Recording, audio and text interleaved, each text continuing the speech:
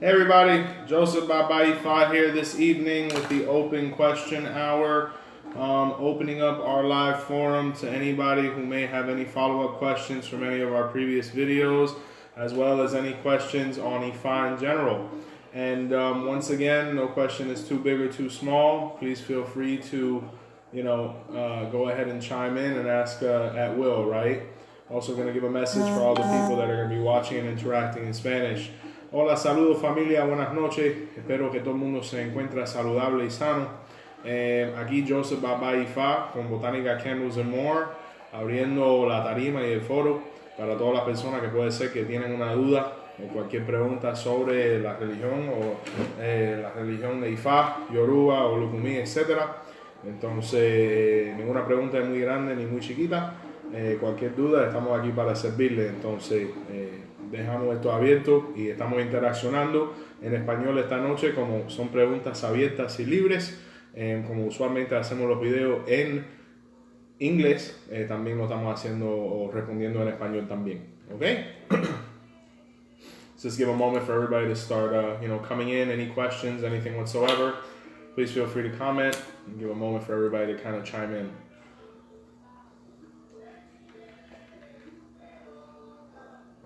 Hello, Mr. Call Rain. Bendiciones, mi hijada. Boru. Good evening. Hello, Envy.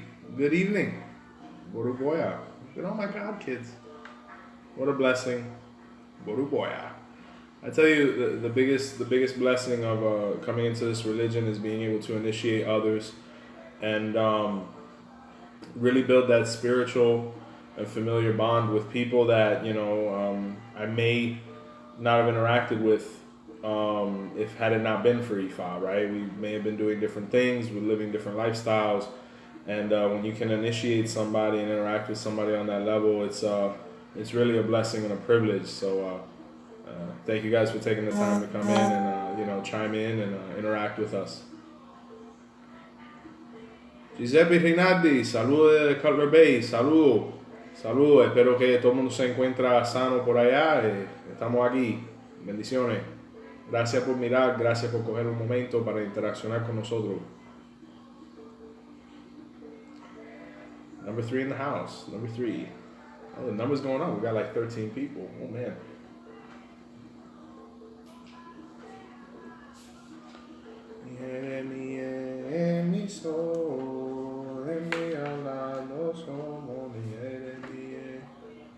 Ashe, familia, Ashe.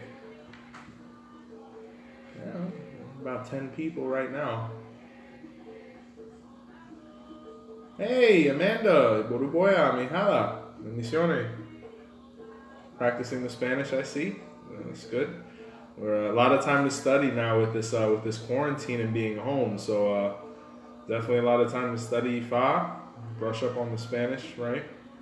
So good things. Happy everybody's safe and everybody's healthy. Most important.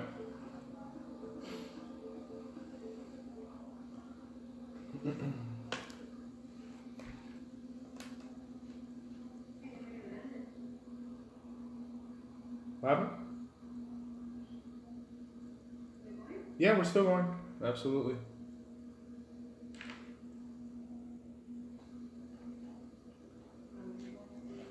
Well, guys, don't be shy. If you have anything to say, please go ahead so we can go ahead and get started.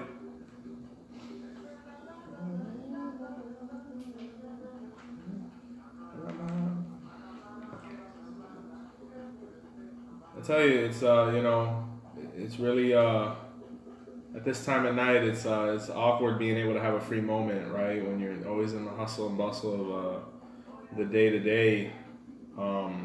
It's nice to be able to take some time to really be able to interact, and this is a great method for us, God kids aside as well, but just people in general, for us to be able to interact and really talk about Ifa, because sometimes spirituality gets lost in context, because we're working, we're doing different things. Bendiciones, mi hija Juan, bendiciones. Espero que todo el mundo esté bien, con salud. Qué bueno saber de ti, bendiciones.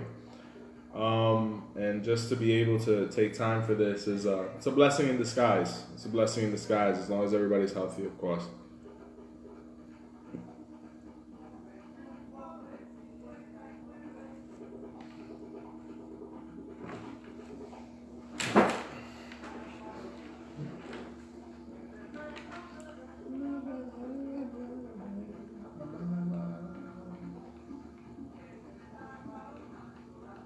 Bendiciones, Nelis.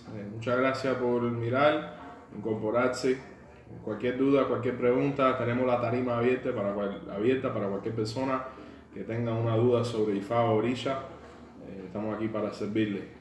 Entonces, sin pausa.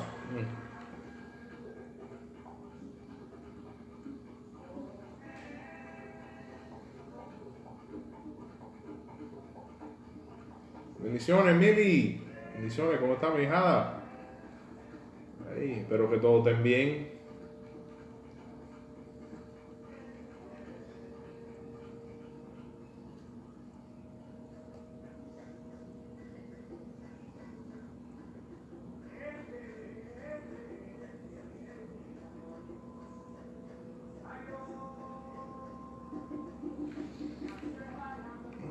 To all my God kids, whenever you guys are ready to ask something, please do. Okay, here we go.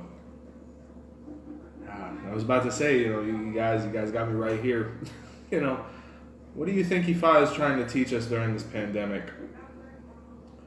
Oh man, I tend to think when nature, and I'm gonna get into the Ifa-centric specific answer in a moment, but I tend to feel like nature, when it does things like this, it's kind of reminding us of either what we're doing or what we shouldn't be doing, right? So when I see, nature responding to us in a way like a pandemic, when this hasn't happened in so much time, I think I don't think Ifa is based on fear. I don't think things are so much based on punishment, but I do feel like we have to be very careful how we conduct ourselves in the very near future, or what we've done up until this point, right?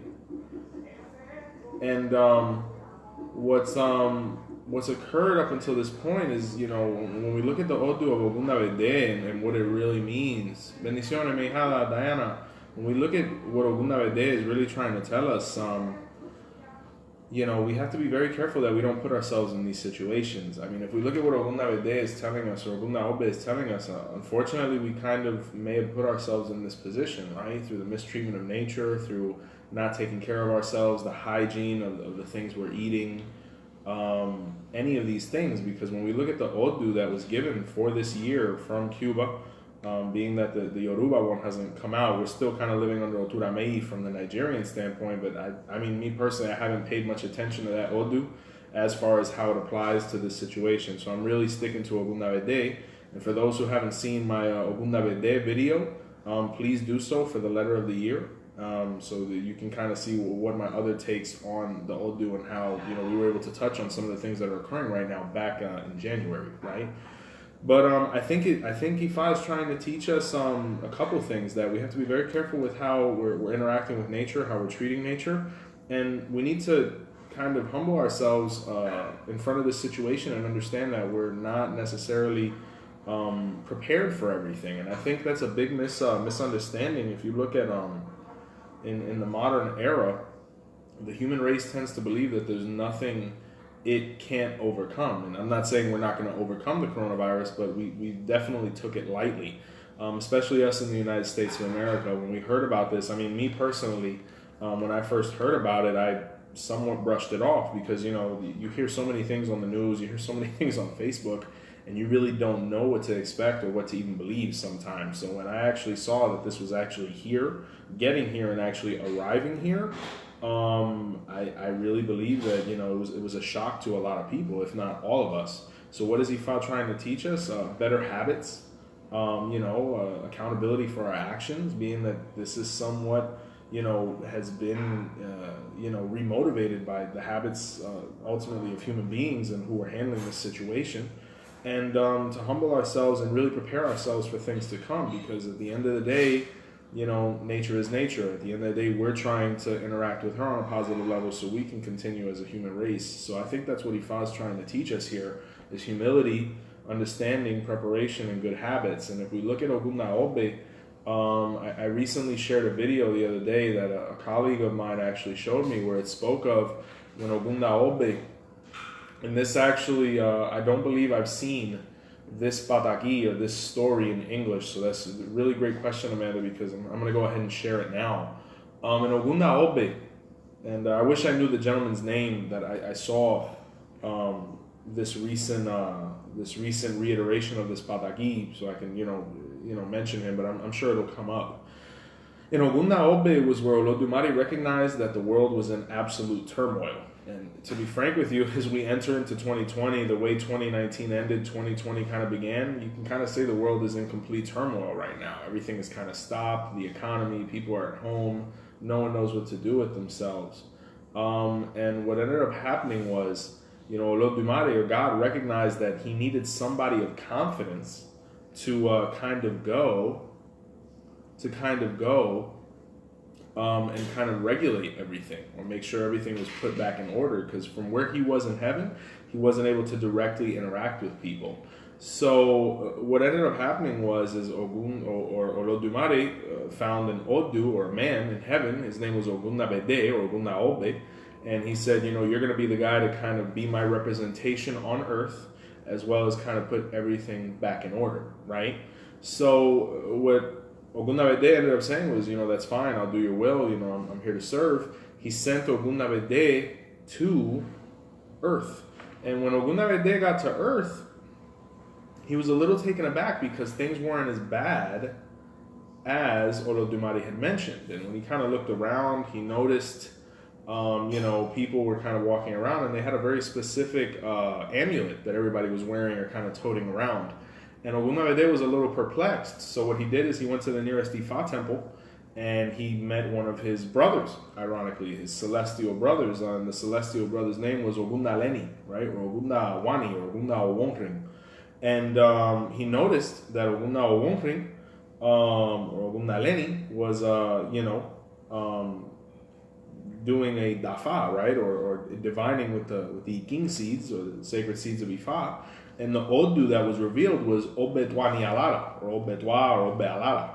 So when Obetwa came out, Ogunda Leni prescribed that everyone perform ebbo, or mount a specific amulet, or inche, that would be associated or affiliated with Azohano, or Babaluaye, to protect them against the epidemic that ultimately was terrorizing the human race. And this is what had everybody in great turmoil. Kind of sounds like what we're going through right now. So what ended up happening was, the story doesn't necessarily line up, because Ogunda Bede saw the people with the inche, he then saw Ogunda Leni divining, and then the sign, and then the prescription. Timeline, regardless of timeline, you could even say, at this moment is when Ogunda Leni prescribed this to everybody. And let's go with that. And he basically mounted a certain type of inche for everybody, and it was able to keep away the epidemic, right? Or, any of the things that were associated with Babaluaye. And if anybody knows a little bit about the Odu Obetwa, San Lázaro, or Babaluaye, Azohano, Afimaye, speaks heavily in this Odu. So when Ogunda Bede saw this, and he saw that Ogunda Leni had everything under control, he kind of was a little embarrassed, a little shook. He really didn't know how to interact, so he kind of just saluted his brother, and he went back to heaven.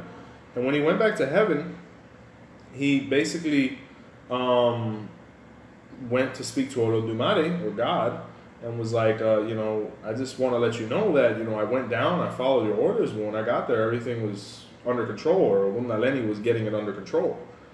Or everything was getting under control. And Olodumare said, well, who's the one getting everything under control? I haven't sent anybody. I haven't given anybody orders. And he said, well, it's my brother Ogunda Leni. And Olodumare said, Ogunda Leni resolved all the issues on earth. And Ogunda Bede said, yeah, you beat me to the punch. And, Olodumare said, well, bring him to me, because I want to talk to him. So Ogunda Bede went back down, told Ogunda Leni to come to heaven. Olodumare wanted to speak to him. And, when Ogunda Leni stood in front of Olodumare said, do you have anything to tell me? And Ogunda Leni said, I apologize. I didn't mean any disrespect. And Olodumare said, no reason to apologize. I just didn't know what was going on, because I was getting a different message up here. People were saying things were going negatively when they were going positively. And then when I go to send a solution, everything's just fine. So, you did the right thing, right? You were able to, find your position and assume your position based on your good actions, and you didn't need anybody to tell you. So this is how we're going to all break this down, right?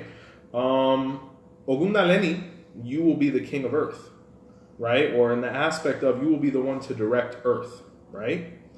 The director of earth. Obetwa will be the king of the town, or the one to kind of deal with the direct situations that have to do with the town, being that he provided the solution to be able to handle the epidemic through his Odu, right, which was his celestial right. And then Ogunda Bede is going to be my personal representative on earth, where anybody who understands Ogunda Bede knows that he is the representation of Olodumare on earth, right? And everything, basically Olodumare said, Doi Bangechu, everything fell into place the way it did, or it needed to. But what's interesting is if you look at the Pataki, people were praying to Olodumare and saying, hey, things are going horribly here, right? When they probably weren't going that badly, right?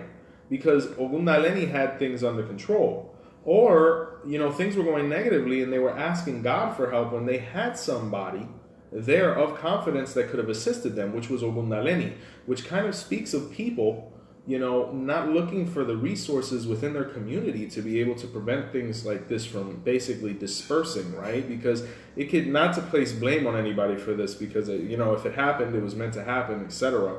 But we have to really find solutions to nip things like this in the butt. We can't just, kind of push things to the side and act like everything's okay, don't have to worry about this, somebody somewhere will make, a difference. No, we have to make a difference within our community, and that's where the land that was afflicted by this epidemic really made the mistake. And I think it even further can be interpreted into, to be honest with you, the human race is its worst enemy when it comes to this epidemic, because people are not taking it seriously.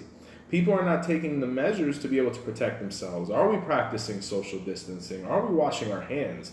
Are we staying home? Are we respecting quarantine? Are we taking things seriously? Are we avoiding interacting with people we care about when we may be a suspected or symptomatic carrier?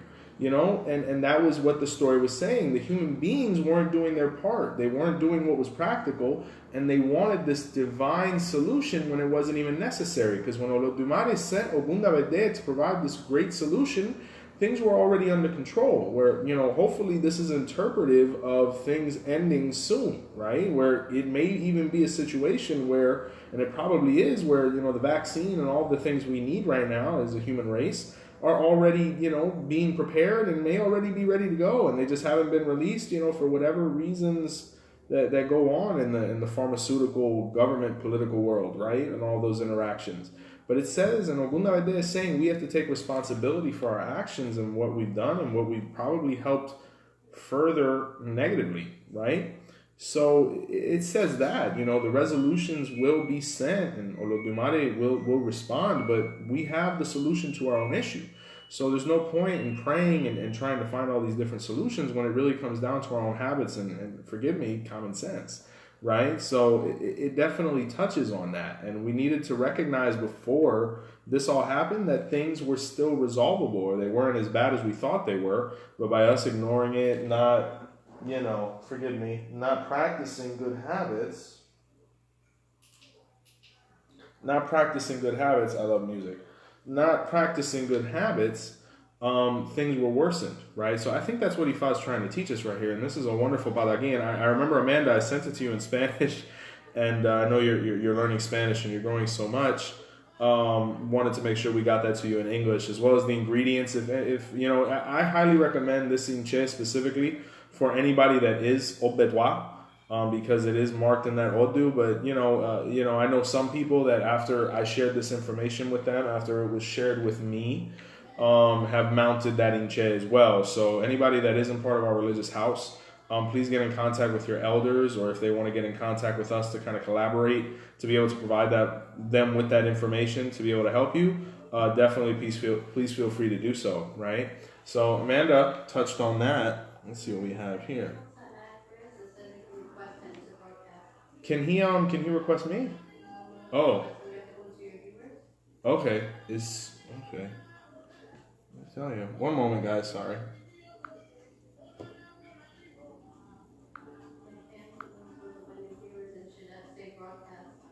I'm gonna be frank with you. I mean, viewer-wise, I'm not getting the option here on my phone.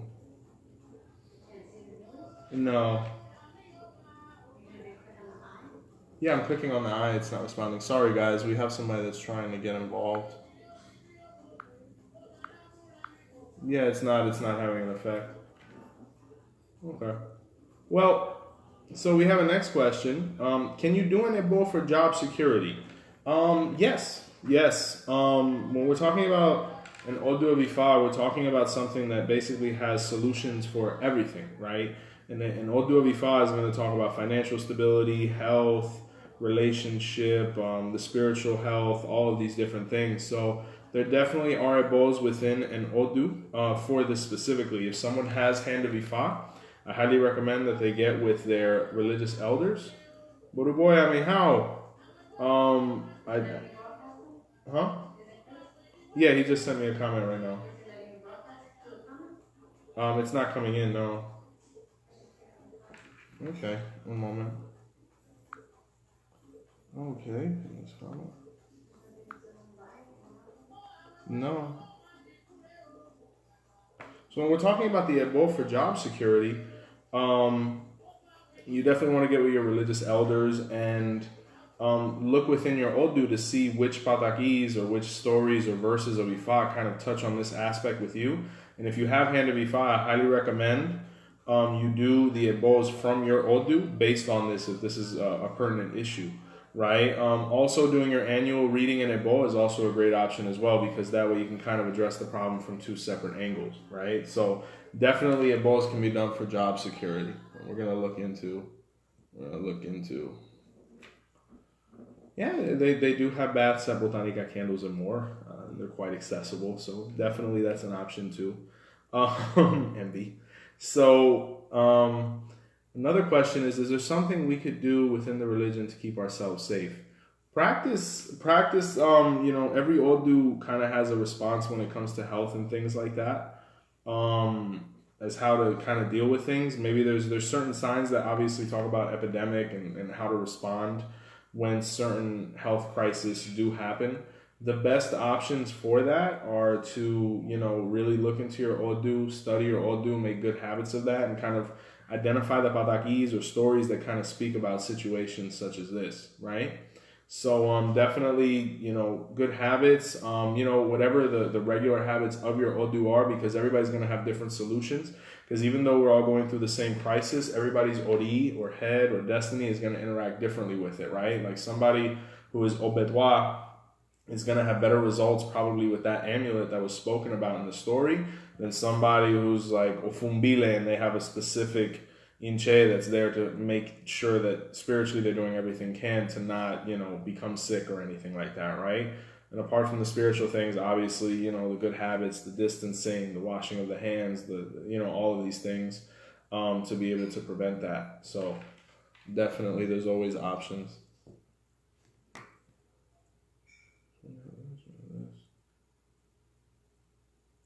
Did Chris have a question? Definitely, Chris, did you have a question? Please go ahead and put it in the chat. I'm not sure what's going on, if we're having a little malfunctioning or if my phone just isn't catching on to being able to, invite anybody or get anything like that. One moment. All right, that's me trying to write a comment. /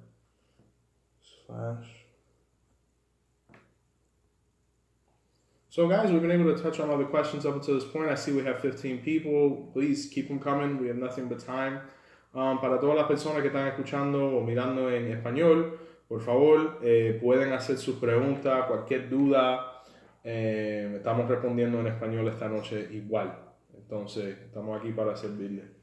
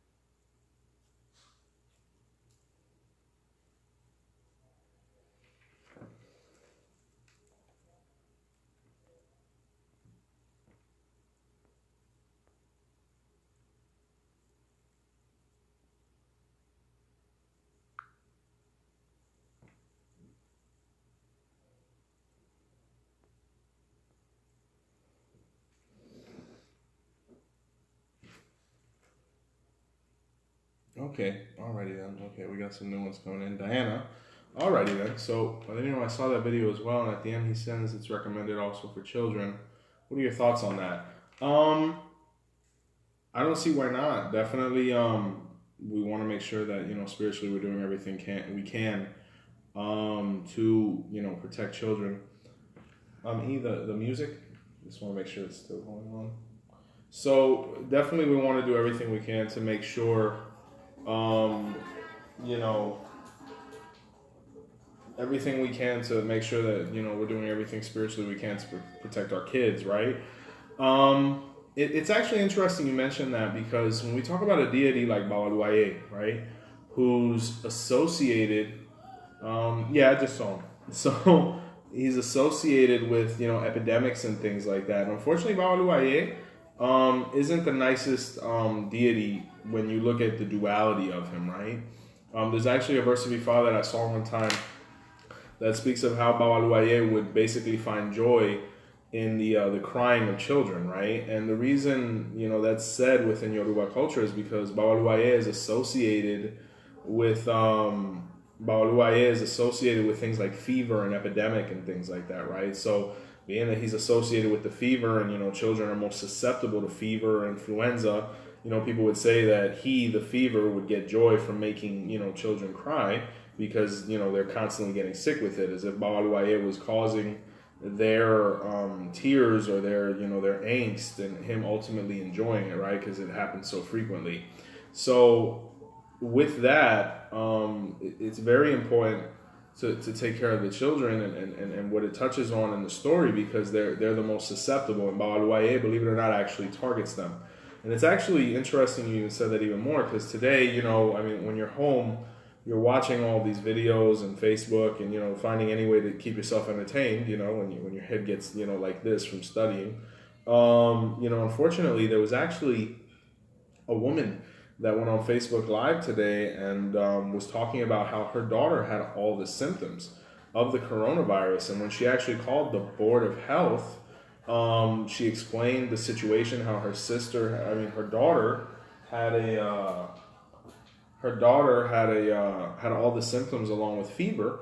And when she explained this, trying to get the daughter tested, and took her to actually Nemours Hospital, which is a wonderful facility. She was instructed that the priority was actually not going to be children; it was actually going to be people over the age of 65. And she became quite irate. And by no means does this reflect upon my views of Nemours or the Department of Health or anything like that. But what she said was honest and true, it's a scary thought, because spiritually, our belief system states that believe it or not, the people most susceptible to becoming infected and whatnot is children. So the fact that possibly they might not be the priority as we're going through this process as a society is pretty scary, right? Because a lot of the people here that are in this chat have young children. And, it's a scary concept that even if you have the means, even if you have, the possibility to travel and make these things happen, you're still going to be negated as far as being able to test your children for this. And that's very scary when, you're holding up your half of the bargain, your half of the social contract, and then, the powers that be are not obliging you to help you get to the conclusion of your child's status and then get them treatment as quickly as possible, especially with how deadly this virus is proving to be. I was just speaking to Marina, or to Erica, and she was, and once again, with media, we're getting all these different numbers, but they're saying we could be as high as, if things continue the way they're going, we can be up to 1 million infected, and God forbid, at least 100K passing away. So these numbers are, they're mind-boggling. And I have actually, clients and colleagues who are in the medical field, and they're telling me it's very real. So definitely, if your child does have Hand of Ifa, definitely keep up their habits. Make sure you guys are taking care of Eshu or Rumila and chlorine, all of these different things, and whatever baths and whatever habits they're meant to have based on their Odu are usually key at this moment and are a great defense mechanism. So I've noticed that on Facebook, and there's absolutely nothing wrong with this. I think fraternity, community within our spirituality is so important. But just know that you can do all of the candle lightings. You can go to sleep with your head covered in white. You can do all of these great things that are being recommended by the wonderful religious organizations that exist. But if you're not doing your personal things from your odu or fulfilling your obligations and responsibilities with Ifa, it's gonna matter little compared to the other things that are being recommended, because I could cover my head in white, I can light the candles, but if I haven't done an ebbo from my odu, or I haven't done the things prescribed for my annual reading, I'm not protecting myself and really handling my ambiance, because once again, we're all going through this, but in different ways, because every ori or every head is going to be affected and encounter this on a different level and spectrum. So all of these things are great, all of these generalized things are great, but if you're not doing your personal things based on your odu and your spirituality, it's going to matter little. So make sure you're doing the things from your odu, and that's going to provide a huge benefit to you, and it's going to make you aligned with your ori, so that you don't have to worry about sickness and things like that. So that's probably the best option I can give to children and just people in general, right?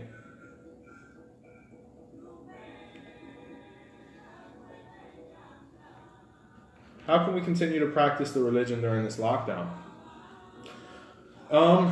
Habits, right? Keep up your habits. Make sure you're taking care of Eshu. It all depends on your initiatory status. And like I said, Olodumare and the orishas work in an odd way, and sometimes a misunderstood way, because the first thing we want to react is like, why is this happening to us?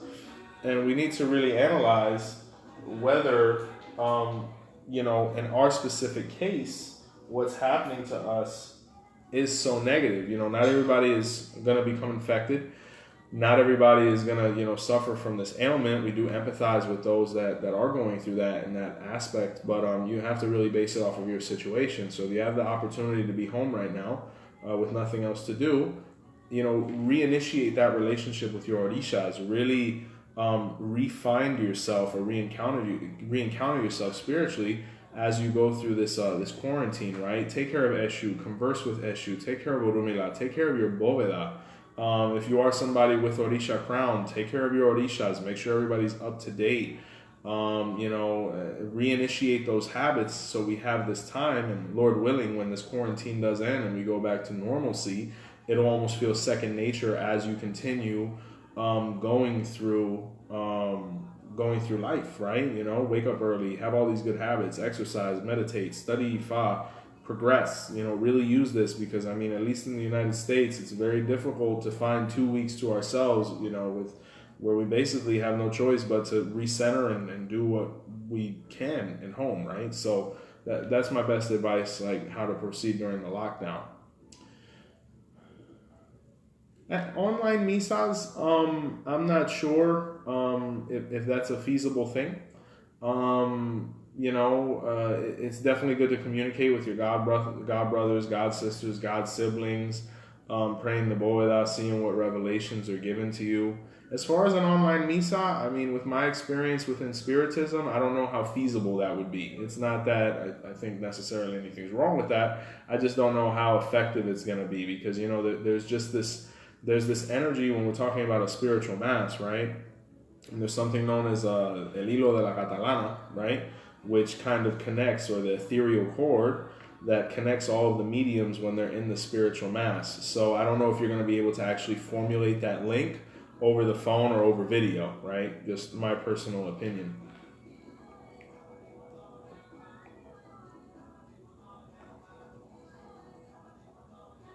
Okay, then we got some more questions. Wonderful.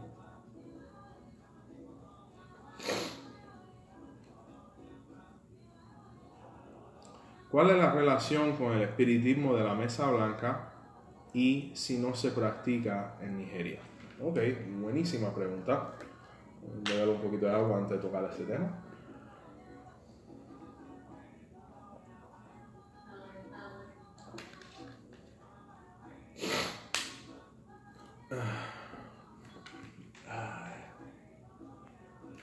Ok, cuando estamos hablando de las religiones o la espiritualidad en general, la base de todas las religiones es la veneración a nuestros ancestros, ¿verdad? Porque en sí uno pudiera decir que Dios mismo es un ancestro para nosotros, ¿verdad? Entonces, en sí, la religión o la espiritualidad de todo el mundo se llama espiritismo, porque todo el ser humano en sí es medium o espiritista. Lo que a veces tú vas a ver a una persona y decir, no, esa persona es espiritista. No es que todo el mundo no es espiritista, es que esa persona tiene un desarrollo un poquito más refinada que los demás y por eso tiene más contacto con el mundo espiritual y su propia espiritualidad. Pero en sí todos los seres humanos somos espiritistas o mediums porque todos tenemos aspectos espirituales a nuestro ser, ¿verdad? Entonces, eso es lo primero. Entonces, si todos somos espiritistas, al final la espiritualidad que cogemos es la diferencia o el método en el cual expresamos nuestra espiritualidad. Por una parte, vamos a encontrar lo que es el espiritismo científico, ¿verdad? O la mesa blanca, ¿verdad? Que fue desarrollado, por lo menos en gran parte, por un hombre que se llamaba Allan Kardec, que obviamente es muy reconocido. Y aparte de eso, el 31 de marzo, que casualmente es mi cumpleaños, es el Día Internacional de los Espiritistas, que fue el día, si no me equivoco, cuando este hombre nació o falleció, ¿verdad? Entonces, básicamente es lo que es conocido como la misa espiritual, que se encuentra en Latinoamérica, Europa, en el Nuevo Mundo, se pudiera decir. Pero en sí, todo el mundo se puede encontrar este tipo de espiritismo, o sea, porque se ha expandido de esa forma, porque es una cosa preciosa. Entonces, mucha gente vieron que pudieron utilizar esta herramienta para mejorar su vida y su espiritualidad y mejor forma de alimentar su fe. Entonces, esa es la mesa blanca. Y cuando estamos hablando el espiritismo en Nigeria o en África, o específicamente en Ifa, porque no puedo comentar sobre todas las religiones en África, pero te puedo decir, por lo menos en la parte de Ifa, el espiritismo se expresa de otra forma.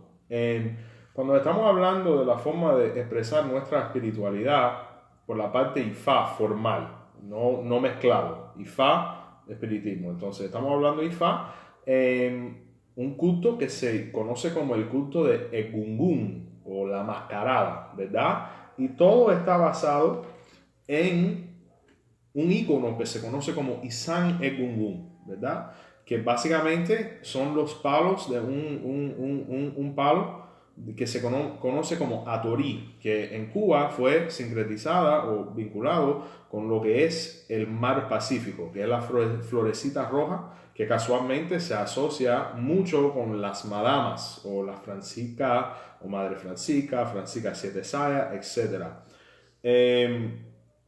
Entonces, el culto de Eggun está basado en ese icono y aparte de eso, algo que se conoce como la mascarada, que básicamente es un traje que ponen los Omo Eggun o los sacerdotes de Eggun o los iniciados en Eggun para poder salir para la calle, para poder expresar su fe y bailar vestido de esta forma y algunos, como tengo entendido, se montan o entran en trance y hacen cosas increíbles, ¿no? Tocan fuego, prueban fuego, bailan, etc. Esta es la forma de expresarse a través, o la forma de expresarse el culto de los ancestros dentro de lo que es Ifa en Nigeria, especialmente en la práctica tradicional. Entonces, obviamente va a haber una gran diferencia. En sí, el espiritismo científico se mezcla con las creencias de Ifa cuando llega al Nuevo Mundo en Cuba, porque muchos de nuestros ancestros también eran españoles, gallegos, franceses, italianos, donde el espiritismo científico de Allan Kardec se penetró en todos los niveles de la sociedad y llegó a Cuba. Entonces, cuando esa práctica se mezcló también con lo que es la práctica africana que llegaron, que sea nigeriano, yoruba, congo, angolano, arará, etc., básicamente es donde nace el espiritismo cruzado o híbrido, o donde básicamente penetran las creencias del espiritismo científico dentro de Ifa. Y es por eso cuando una persona se está acercando a iniciarse en orisha, se hacen las misas de investigación, que en África o las prácticas tradicionales no tienen la necesidad de hacer eso porque sus costumbres son otros. O sea, el espiritismo no es trascendencia africana, son cosas del nuevo mundo. No le quita lo legítimo que es, pero a la misma vez no podemos criticar a nuestros hermanos africanos y tradicionalistas por no incorporarlos. Porque antes de que el espiritismo se involucrara o se incorporara en Ifa, las personas, o sea, alimentaban su fe sobre los ancestros con ese culto y todo iba de lo más bien. Lo que se hizo en Cuba es que vimos la oportunidad para ampliar un poquito nuestras prácticas y obviamente veíamos los resultados que traía esta combinación y hasta hoy tenemos nuestras creencias y nuestras prácticas que han dado tremendos resultados en Cuba los últimos 500 años, ¿me explico? Pero cada cual con sus prácticas, porque yo conozco personas o babalabos que como practican Ifa dicen la bóveda no puede estar en la casa, tengo que respetar su criterio porque cada cual hace en su casa lo que ve apropiado. Yo personalmente, como yo me crié de cierta forma y hasta conociendo que necesariamente la bóveda no es netamente Ifa, todavía tengo mi bóveda, todavía tengo mis costumbres, mi señora es espiritista, ella practica con toda libertad dentro de mi casa y nuestra casa religiosa con mis ahijados y cada cual con su práctica, pero ahí es donde tú vas a ver la diferencia entre la forma de expresar la espiritualidad del espiritismo científico y la santería, lucumía afrocubana que se ha expandido por el mundo y las prácticas tradicionales de Ifa que se encuentran en Nigeria hasta el día de hoy. Entonces, muy buena pregunta, muy buena pregunta. Chris, what is the impact that our cuadro espiritual would have on us on a day-to-day basis based on their origin? For example, Chino, Conga, Indio, etc. Well, ideally we want them to have the positive effects on us. We always want to avoid being stereotypical because not all Native Americans or indigenous people or not all Chinese people or not all the Congos or the people from Angola and all of those spiritualities aren't going to always act the same. But we as a people, as a reputation, as all of these things, we want to have the positive aspects of that. So whatever the positive aspects are of that, that's what we want to receive. Now, if we allow things to become disaligned and out of equilibrium, it can be very negative because you could live all of the negative aspects of what that tribe or what that group of people went through, right? Especially depending on the time period in which they lived. If we're talking about the Congos, right, we're talking about a tribe that was very physical, that was very aggressive, that was very warlike, that really didn't have time for philosophical means. It was a very rustic, indigenous practice. So if we allow ourselves to become disaligned and not attend our bóveda and our spirit and our spiritual pots and all these different tools that we have to be able to nourish our faith, you could end up acting like a Congo. You might not want to communicate as well. You might want to become a little aggressive. You might want to, just become irritable. So, one of the many things that can happen. Now, on a positive aspect, what could come from that? The Congos or the Bantus, they were able to achieve great things. They were strong. They were prideful. They were capacitated to do things. They were independent.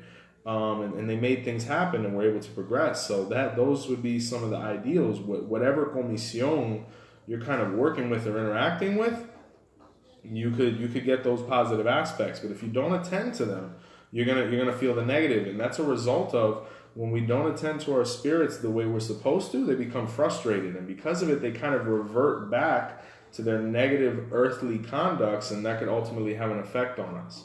Right? Causing us to do things we don't necessarily want to do or influence our life in a way we don't want it to be influenced. So, definitely something to think about there. But the best way to avoid that, take care of your bóveda, make it a habit to change the water, interact with them, meditate, take advantage of these 2 weeks, take care of your spiritual icons, take care of Isange Gungung if you have it. All of these things. These are just habits. We always want to keep these things in line, and it really comes from organization and moderation because in where we live, for those that are living in the United States and just in general, everybody's going through their own obligations, and every time is of the essence for everybody. So it really is going to take effort, but the dividends it's going to pay are going to be miraculous, and that's why we still do these things and we still practice these things, right? So great question, Chris. Oh, good. We have more. Hello, Steph Weathers. Blessings. Thank you so much for watching us. Please feel free to put questions in. My mother says hi. Hi, Mom. Love you. 6 feet, please. Right? I'm just saying, I'm sure a spiritual house could accomplish that. Just saying. We might be able to. How do we know the origin of our pots? Heather, are we referring to our spiritual pots, I would imagine? If you are, the best way to go about that, depending on which spirituality you practice, there's various methods, right? If you're more into Palo Mayombe and things like that, if they're not going to initiate you and give you a full ganga and all of these things and make you a tata or a yaya, etc., they're going to ask, how that needs to be mounted, right? Spiritually, there's a bunch of different ways. But what you want to do is basically get with a practitioner who has access to a legitimate oracle, and the questions can be asked through there, right? But the various ways you can find out that information, various. Even within Ifa, various Odu are going to have various ways of mounting spiritual pots that are associated with certain Odus, right? And that could be spoken about with your godfather of Ifa. And various methods. With spirituality, it's kind of like mathematics. A bunch of different formulas, but we're all trying to get to the same answer, and there's plenty of ways to get to that answer. So, wonderful question. And definitely, it's a great option for people that are kind of beginning in the faith and their spirituality. And, as well, spiritual masses, great option as well, because we're getting direct communications from the spirit world through the mediums, right? So they're going to give a big inkling as to how things are going to be mounted and incorporated, right? So in combination with that, the oracle, you should be able to come to a conclusion, and it's a great option for the people who haven't crowned orisha or aren't scratched, or any of these things, because it allows you to really attend to something and be involved with something, kind of like the teha or isang Eggun does as well, right? So definitely great question, and that's how they would be able to get that information, right? Great questions, guys. Great questions. Keep them coming, familia. Buenísimas preguntas, por favor. Siguen. Hay tiempo.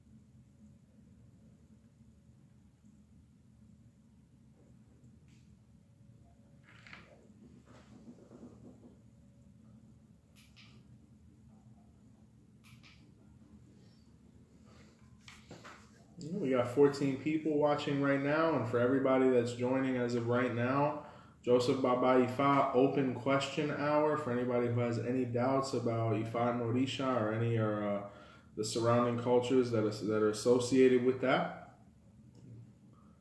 Okay, when sitting at the boda and you're in the expenses, do we talk or listen? Okay. Really great question, and a question that you really have to answer yourself. If you're being spoken to, definitely listen. If we're trying to get a message, you still might want to listen. But if you feel like this yearning to express yourself, it may be best to talk, right? It's very feeling. I mean, when we're talking about spirituality, it's very different from Ifa, because Ifa is the perfect combination of music and science, right? It moves in harmony, but in a very organized, regulated fashion. Spiritism is somewhat like the air, right? It really is feeling based. No one can tell you what to do in those kind of moments, because that's your own spirituality. That's your own Perius spirit. That's your own, astral projection that's occurring. And if somebody else is experiencing that, they can't tell you, you know, a minute in, you need to do this. You know, very rarely are people going to be lined up spiritually to that point where they're going to be able to be like, at this moment do this, at this moment do that, right? So really, those are things you really have to feel out. But when in doubt, listen, I would say. Because usually if we're in that, you know, I guess space for those who experience that, you really want to see what's coming to you. Because usually if we're there, it's because somebody's trying to relay something to you at that moment, whether it be a spirit guide, nature, any of these things. So I would say that. ¿Por qué los santeros llegarían a la conclusión de que, basándose en un signo, ciertos santeros no pueden coronar a otros santeros o personas que se van a iniciar en orisha? Bueno, un poquito de agua.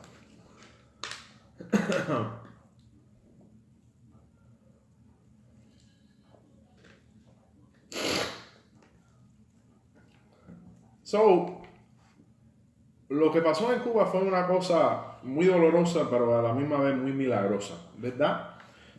Cuando nosotros llegamos a Cuba como esclavos y practicantes de Ifa y orisha, todo el mundo vino con creencias diferentes. No todo el mundo necesariamente era Yoruba, pero habían otros tribus y habían otras etnicidades o grupos étnicos que tenían su creencia sobre orisha, y no es menos cierto que en Nigeria hay varias formas de hacer la misma cosa. Por ejemplo, vamos a suponer que se va a consagrar un orisha un aye shalunga. Puede ser que en Isara Remo lo hacen de tal forma, en Oshombo lo hacen de tal forma, en Ife lo hacen de tal forma y en Oyo otra forma. Entonces, orisha era la misma cosa. Y todo esto va a llegar a la respuesta clave, ¿no? Cuando llegamos a Cuba, todo el mundo tenía creencias diferentes. Entonces, todo el mundo estaba haciendo sus propias creencias. Entonces, a veces, cuando uno está en esta cultura, va a escuchar la frase, la regla de Ocha. ¿De dónde nace esta frase? La frase regla de Ocha viene de cuando la Ocha se arregló. Entonces, básicamente lo que pasó fue que los mayores de cada grupo, o del grupo mayor, que eran los Yoruba, llegaron a una conclusión de cómo iban a practicar orisha en Cuba. Entonces, lo que se hizo es que se pusieron ciertas reglas para poder organizar las prácticas, para que uno pudiera estar seguro de que de la forma que consagraron orisha a las personas era aceptable para todos los grupos, ¿verdad? Entonces, se pusieron ciertas reglas para poder controlar básicamente al pueblo religioso y básicamente todos los grupos que existían. Entonces, algunas de esas reglas eran, o las reglas en general, era para organizar nuestra religión. Porque en sí, la única regla que tiene que seguir una persona dentro de la religión de cierta forma, ciegamente, es su signo de Orúmila, ¿verdad? Sea o Wofacán y Kofafún, o sea el signo del hombre Babalawu, que saca obviamente en su Itelodu, ¿verdad? Entonces, lo que pasó fue que, basado en la necesidad de organizar la religión, más énfasis fue puesto sobre las reglas de la regla de Ocha que analizar el Odun de la Manorula o de Ifa, ¿verdad? Que en ese momento era necesario, porque uno llegaba a una ceremonia y vamos a suponer los sacerdotes de Shango decían que esto iba, y los sacerdotes de Oshosi o los cazadores decían no, esto va. Entonces tuvieron que llegar a un punto cero para poder hacer la religión de nuevo en Cuba. Pero gracias a Dios ya hemos llegado a un punto dentro del mundo que orisha ni Ifa se va a perder, ni se va a desaparecer de la faz de la tierra.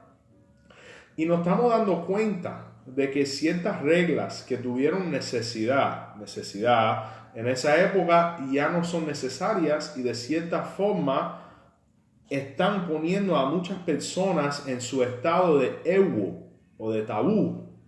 Entonces, si estamos llegando a la conclusión de que basándose en un signo, ciertos santeros no pueden coronar a ciertos ángeles de la guarda, es un gran error, porque gran ejemplo y es un tema bien polémico, y cuando yo hago estas cosas no es para convertir ni cambiar las creencias de nadie. Cuando estamos hablando de debate, conversaciones religiosas, es para exponer o presentar los puntos de vista de cada cual, y al final cada cual en su casa de Osha hace lo que entienda, ¿no? Pero vamos a suponer Oshun no toca a Chango y Chango no toca a Oshun. ¿En qué se basa esto? Esto se basa en dos signos dentro de mi estudio y lo que yo tengo entendido. Uno se llama Obara Obbe y el otro se llama Obara Arete, ¿verdad? Obara Obbe dice que lo que pasaba era que el Oshun estaba iniciando muchas personas en su sacerdocio en la tierra de Oshobo, y Shango cogió envidia a Oshun porque más personas se estaban iniciando en Oshun que en Shango, porque la gente en Oyo no estaban iniciando con esa frecuencia. Shango, bajo la envidia y bajo esa influencia, empezó a mandar a sus sacerdotes y sus soldados a matar los seguidores de Oshun. O sea, acuérdate que el estado de Oyo siempre fue reconocido por conquistar a los demás ciudades-estado que existían en Nigeria en los antiempos. Entonces, bajo básicamente este masacre, Oshun va a donde Olofin o Olodumare y le dice: padre, están matando a mis hijos, Chango sigue matando a mis hijos, ¿qué hago? Olodumare dijo: tranquilo, voy a llamar a Chango y vamos a llegar a una tregua o paz, ¿no? Entonces cuando se presentó Chango, Olodumare le dijo: mijo, ¿por qué tú estás matando a esa gente? Ellos no te han hecho nada. Y Chango dijo: sí, es verdad, pero ellos se están iniciando muy rápidamente y mi pueblo se queda más chiquito cada día. Entonces era para equilibrar las cosas, y Olodumare dijo: tú no tienes derecho a hacer eso. Entonces ahí Olodumare dictaminó que Oshun y Chango no tuvieron frecuencia en sus intercambios y que tenían que tener cuidado en intercambiar porque pudiera llegar a la violencia. Un punto que quiero hacer antes de ir al otro Odu y otro Pataki es que en ningún momento este Pataki, y lo pueden leer en el dice Ifa, habla de un tecla religiosa. O sea, Oshun y Chango nunca intercambiaron religiosamente. Era un intercambio interpersonal donde Chango faltó el respeto a Oshun y los seguidores de Oshun. Pero nunca habla de una ceremonia religiosa. Ok, seguimos. Obara Arete. Ahí, para no hacer el cuento muy largo, este Odun dice que los hijos de Shango y Oshun se respetan y no se tocan. Tocan, vamos a hablar claro, físicamente, tocan. Y básicamente era porque Shango abusaba de Oshun, o Bararete abusaba de Oshun, y era Shango quien abusaba de Oshun. Entonces, basado en esto, Olodumare igualmente dijo y dictaminó: estas dos deidades no se pueden intercambiar ni tocar. No habla otra vez de una ceremonia religiosa. Intercambios interpersonales. Entonces, basado en estos dos Odun, hemos llegado a la conclusión en estos tiempos de que los sacerdotes de Shango no deben coronar a Oshun y los sacerdotes de Oshun no deben coronar a Shango. Mi criterio personal.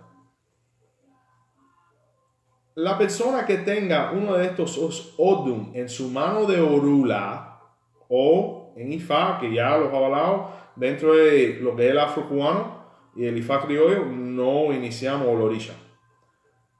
Si tienen este Odun en su kofá o bofacán, deben de tener cuidado en intercambiar con estos dos orishas, si es Chango Oshun, Oshun Chango, en general, no solamente en lo interpersonal.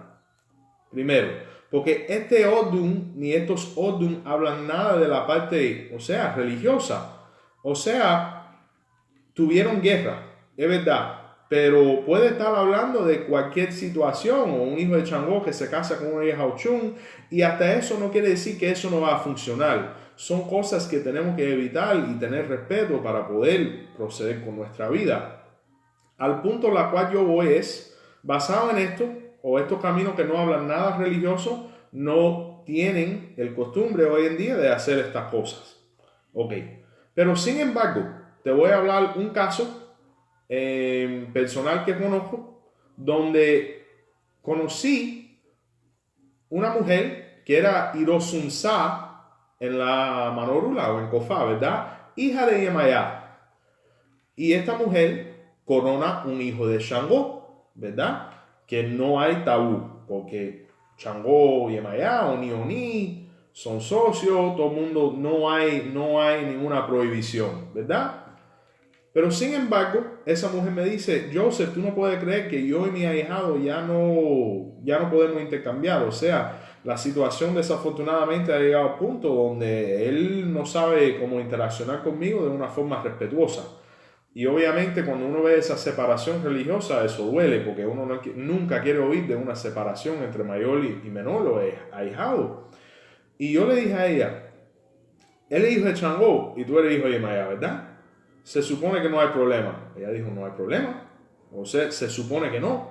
Y yo dije, y si yo te digo que basado en tu signo de mano rula de Irosunsa, tú ibas a tener problemas de un anterior, o sea, por lo menos yo te hubiera dicho o advertido, hay que tener cuidado en tú vas a consagrar este orisha, porque en Irosunsa fue donde Shango maldijo a las mujeres. O sea, Irosunsa dice, ten cuidado con los hijos de Shango o los sacerdotes de Shango, porque puede ser que tú vas a tener una discrepancia, una diferencia que va a hacer separar a usted de un hijo de Shango. Y ella dijo, wow, y literalmente fue así. Entonces, se supone que Shango y Yemayá, como se llevan, eso no debe pasar.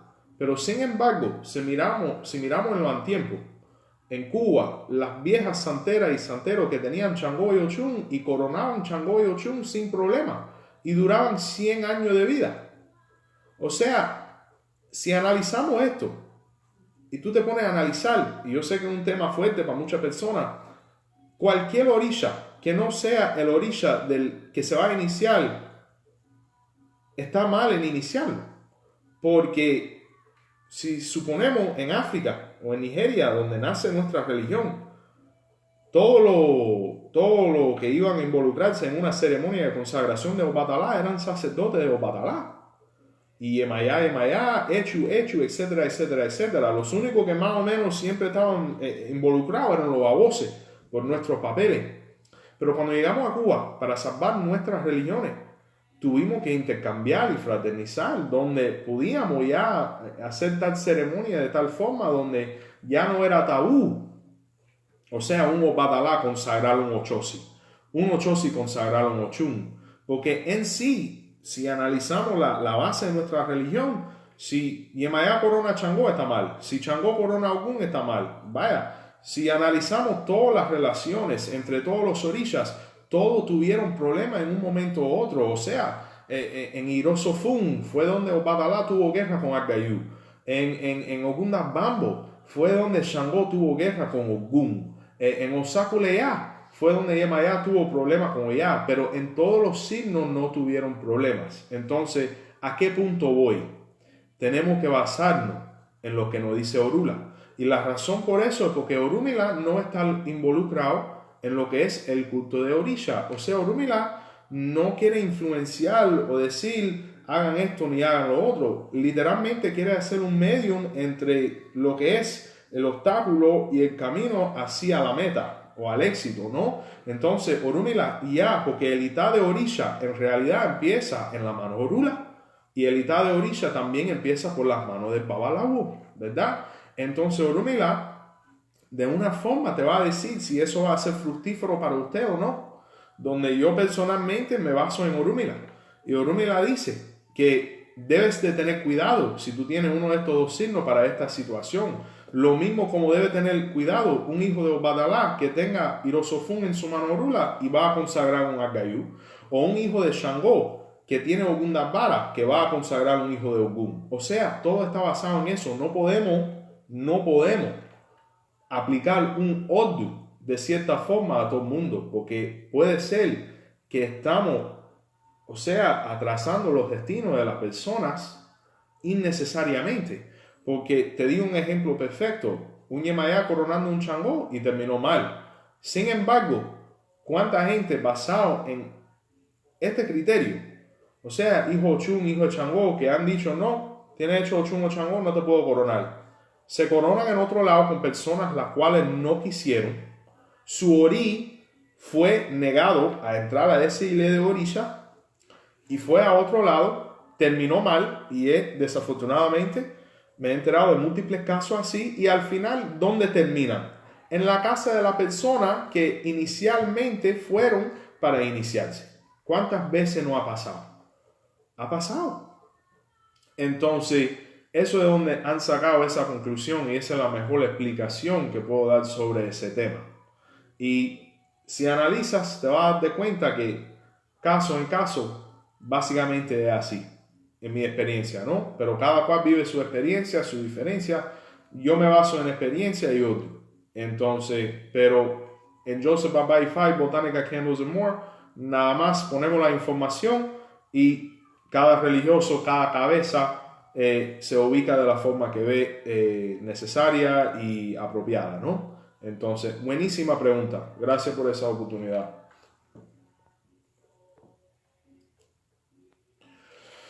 During the, a little bit of water.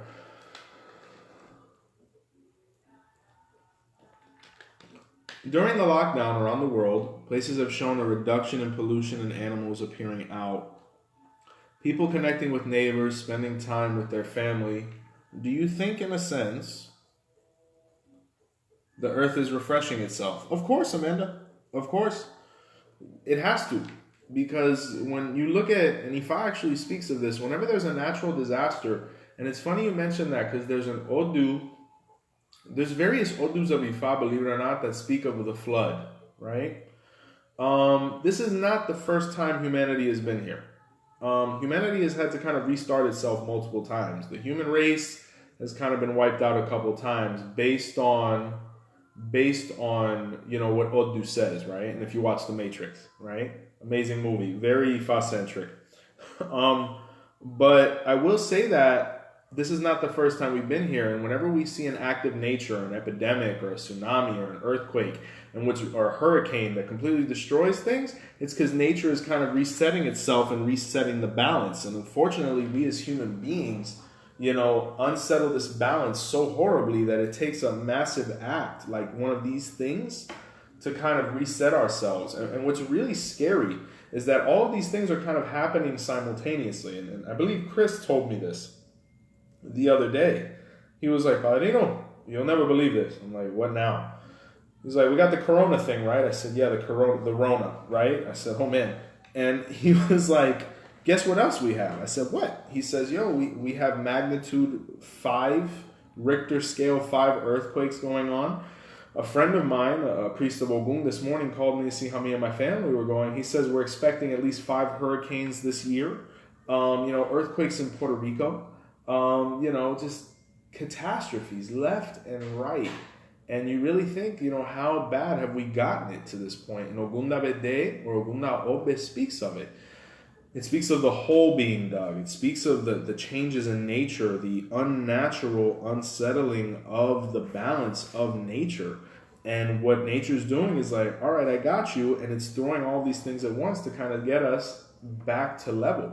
And it's a very scary thing because Odu speaks of this. Odus such as Eyobe, Odus such as Osarete, speak about the reinitiation of the human race due to catastrophe. And the big one is the flood. You hear about the flood and the ark and all that stuff. Well, Ifa didn't talk about the ark because unfortunately nobody saved themselves when Olodumare destroyed everything. He told Olokun, I'm tired of what's going on here. I want you to destroy everybody and let's start over again. And the other, even Otura Ira speaks of this. Like multiple Odus speak of this. So it's a great observation on your behalf. And it's real. It's definitely real, unfortunate. And the only way we can combat this is by, beginning with ourselves. Are you picking up that piece of litter? Are you smiling at that random person? You can find God in random acts of kindness. So are we being kind to earth? Are we living in harmony with Inleogere or Otaole, right? Which is how she's referred to. Are we living in harmony with Osain? Are we living in harmony with Olokun, all of the deities, all of the orishas? Are we doing the right thing? And Ogunda Bede says we're not. Ogunda Bede says, humanity has become corrupt, and it's going to take a real effort, little by little, to be able to better ourselves and get to the point we need to get to. So, unfortunately, it's going to take a pandemic. It's going to take a couple hurricanes. It's going to take a earthquake, and this is not punishment. The Yorubas do not believe in punishment necessarily. We believe in repercussions, right? Odimeji says that you can be sorry for the actions that you've taken, but you still have to deal with the repercussions of what you've done, right? And the human race is kind of experiencing that now, unfortunately, and hopefully we'll make it through, and when I mean we, I mean each and every one of us, right? Not just a certain group, just us as a humankind. So, but this is definitely a learning experience, Lord willing, we get through this. So, yeah. All right, Chris. Como muchos aleos, muchos quieren llegar a Osha. ¿Cuáles pasos religiosos dirías que son los pasos para una transición para alcanzar esa meta, así como espiritual y como métodos religiosos? Un poquito de agua.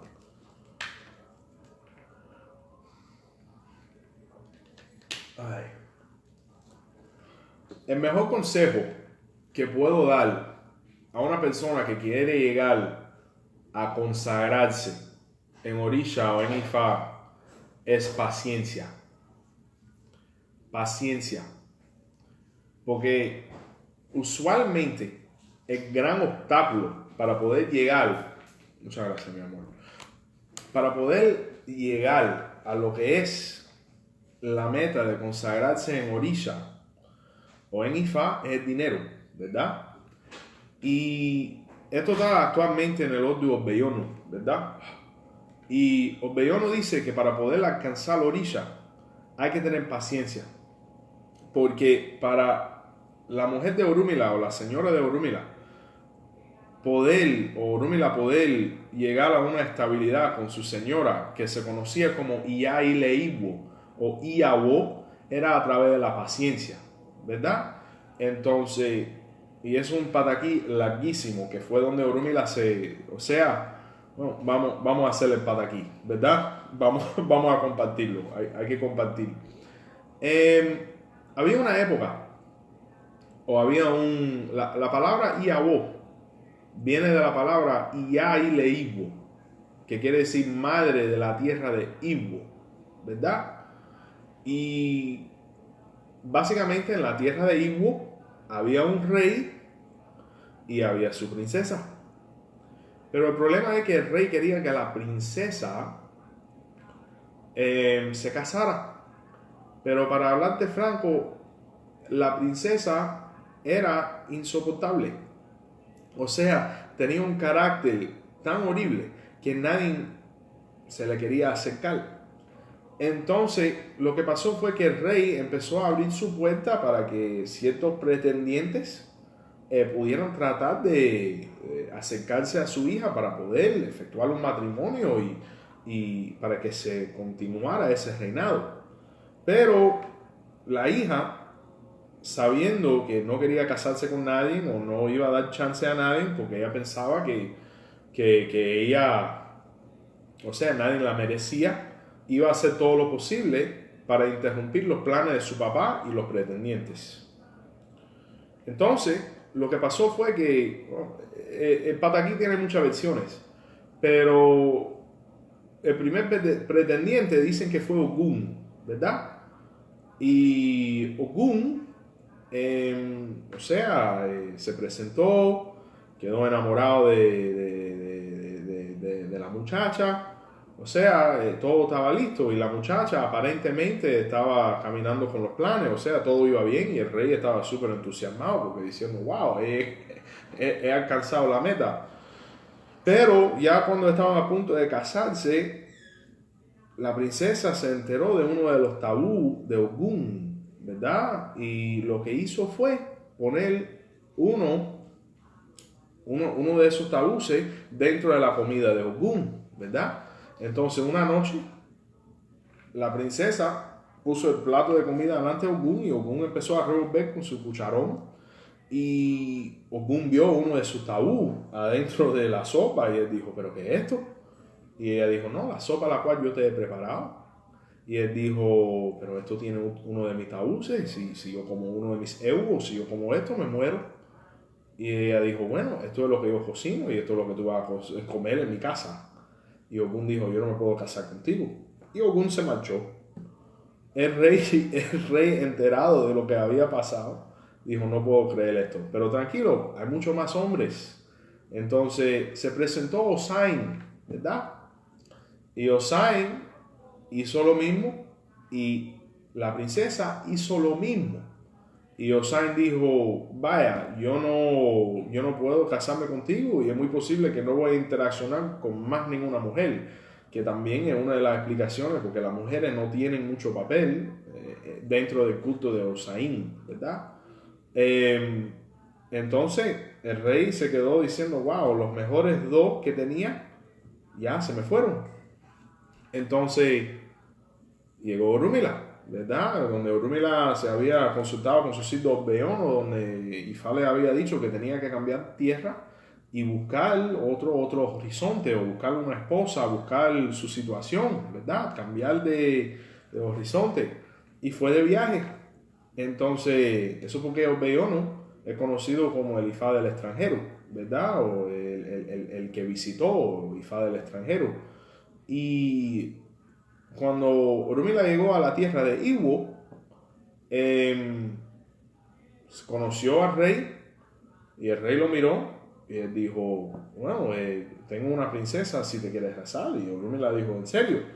Y él dijo, sí, mañana venga para que pueda introducirte. Y el rey no le quiso dar mucha explicación para darle un chance a Orunmila de verdad, para poder casarse con su hija, que era su meta. Y Orunmila esa noche se consultó, vio Beono de nuevo y hizo todo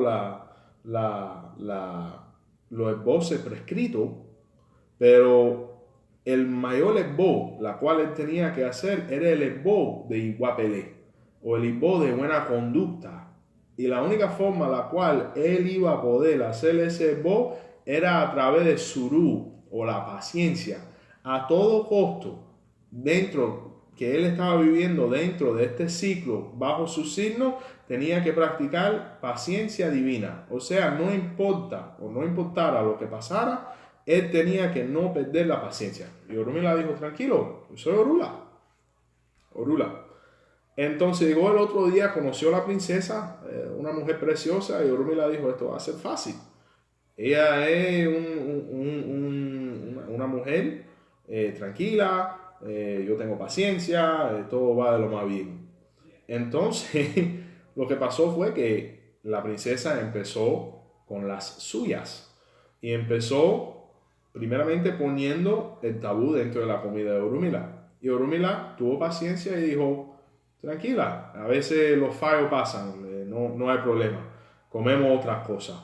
Y allá dijo, o la princesa dijo, ok, bueno, tiene un poquito más paciencia que lo demás, pero vamos a ver si en verdad, él va a aguantar esta prueba.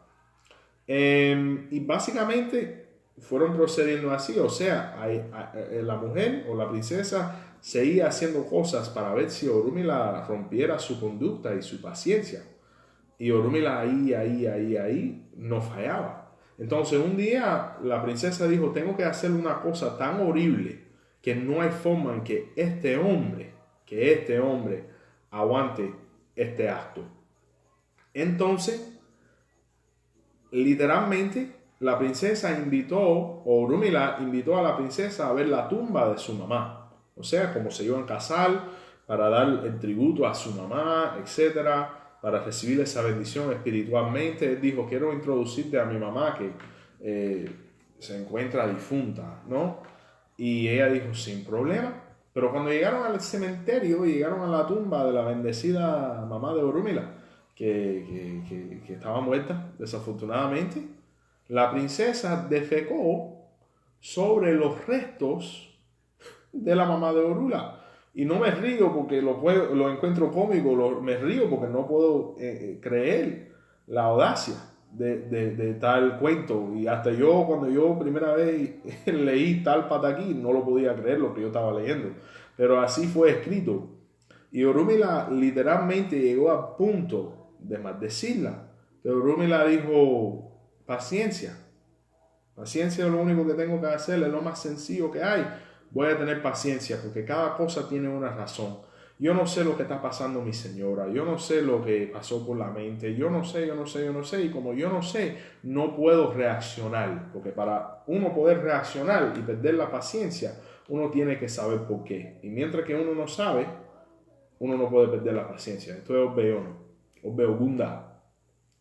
Y cuando la mujer vio que Orúmila no perdió la paciencia con tal acto de falta de respeto, ella reexaminó su propia conducta. Ella dijo, de verdad, yo estoy fuera de mis buenas cabales. O sea, yo he maltratado a este hombre de una forma que yo no creo que otro hombre en la faz de la tierra o en la historia ha experimentado lo que yo he hecho experimentar a este hombre.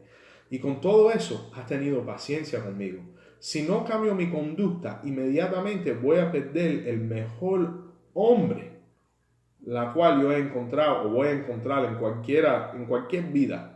Y ella ahí le pidió perdón a Orúmila, le dijo perdón por mis acciones, etcétera. Pero lo más interesante es que cuando ella pidió perdón y todo el mundo se entendieron, los heces fecales de esa mujer se convirtieron en riquezas, dinero, diamante, cosas preciosas, porque y ahí leímos, o, o la princesa no era más nadie que Aye, o la diosa de lo que es la riqueza, ¿verdad? Entonces Orúmila a través de su paciencia, donde Obeono dice Suru, Baba, Ni y Guapele, o la paciencia es el padre a la buena conducta o el buen comportamiento. Orúmila se hizo el hombre más rico del mundo. Y Aileiwo en realidad quiere decir Iabo, ¿verdad? O la madre que vino de la tierra de Iwo, que era más nadie que Aye. Entonces, para responder a tu pregunta, mi ahijado, la mejor forma para llegar a ser Iabo es a través de tener paciencia. Porque Orúmila, para alcanzar el Iabo o el Iaboraje, o el dinero necesario para poder consagrarse o acercarse a Iabo, o ese estado bendecido de blanco de un año dentro de los afrocubanos, tuvo que tener paciencia. Entonces, la mejor cosa que tú puedes hacer antes o para poder llegar a la orilla es tener paciencia. Paciencia cuando tú guardaste esos 20 pesos y eran los últimos 20 pesos que tú tenías. Paciencia cuando perdiste 100 pesos que iban a ser para tu orilla. Paciencia cuando tuviste que usar un tin de ese dinero para tus necesidades. Paciencia para todas las adversidades que se presentan cuando uno anda por el camino del éxito. Porque Oyekun Mei dice que cuando uno anda por el camino del éxito, Eshu pone pruebas para ver si la persona merece la bendición y el H que Olodumare le quiere dar a través de alcanzar su meta y su consagración. Entonces, mi querido hijado, la mejor cosa que tú puedes hacer es tener paciencia. Y ahí, Aye, o Iaileiwo, o Iabo, te va a dar el dinero que necesitas o cualquier cosa que falta para tú cumplir tu consagración. Paciencia y buen comportamiento. Buen conducta. Seguimos.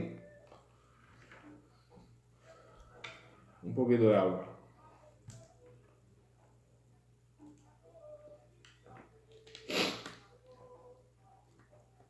Ay. Tengo por acá que tengo que recibir orisha opo. Puedo recibir este orisha de manos de un hijo de Shango, siendo yo hija de Oya.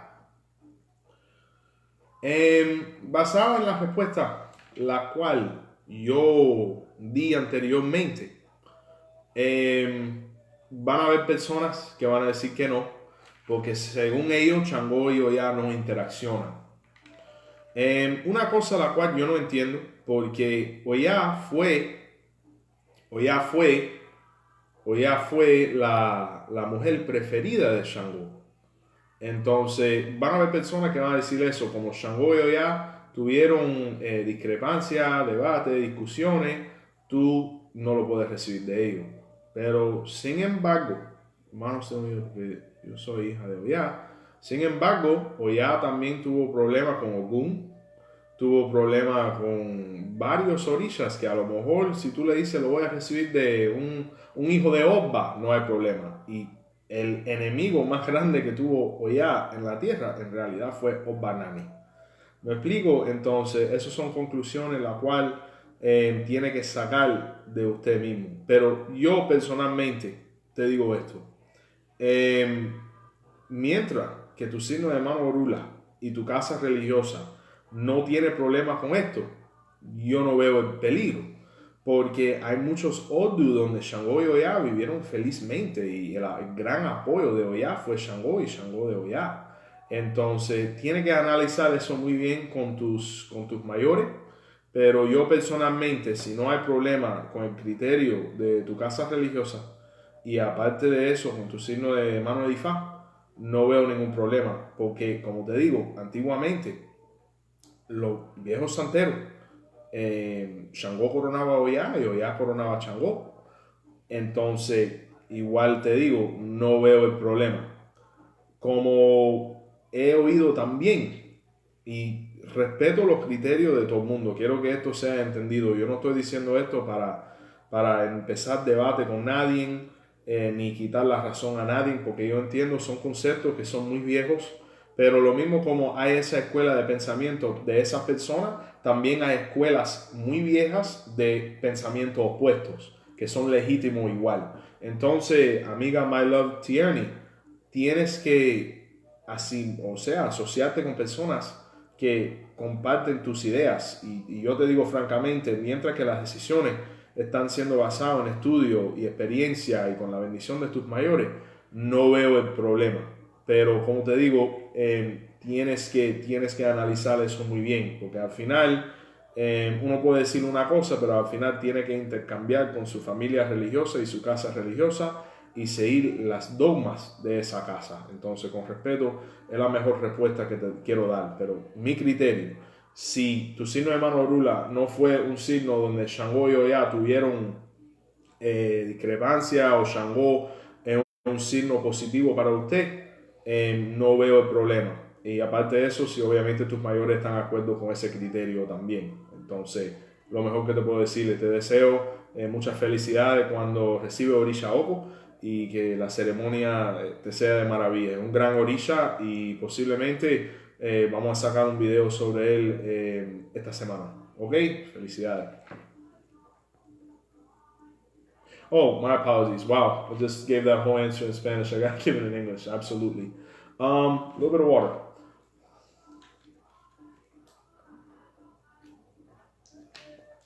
But absolutely.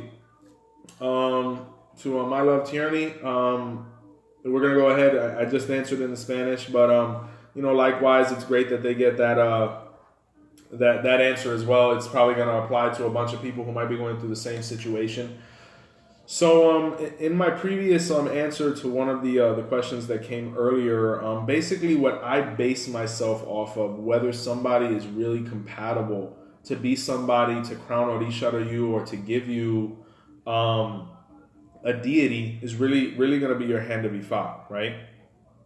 Because what you're going to see is there's a bunch of generalities within the Afro-Cuban Ifa, right?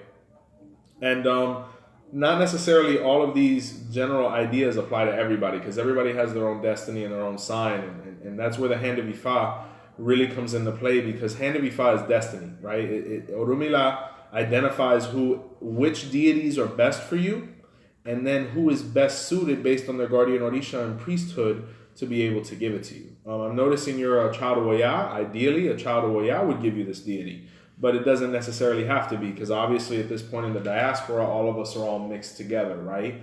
But there is this stigma where Shango and Oya don't interact, and that's based on one sign. And if you actually watch my video on Shango, the story that actually touches on why Shango and Oya are kind of seen as like enemies or opposing forces is in the Pataki that is in Ochesa, which talks about when Oya had Chango basically trapped inside of their home because she would send Eggun to him. And there's various Pataki. They had a little bit of a toxic relationship, to be honest with you. Chango and Oya, they were both equally powerful. They both manipulated the same type of witchcraft and magic, and they were constantly going back and forth.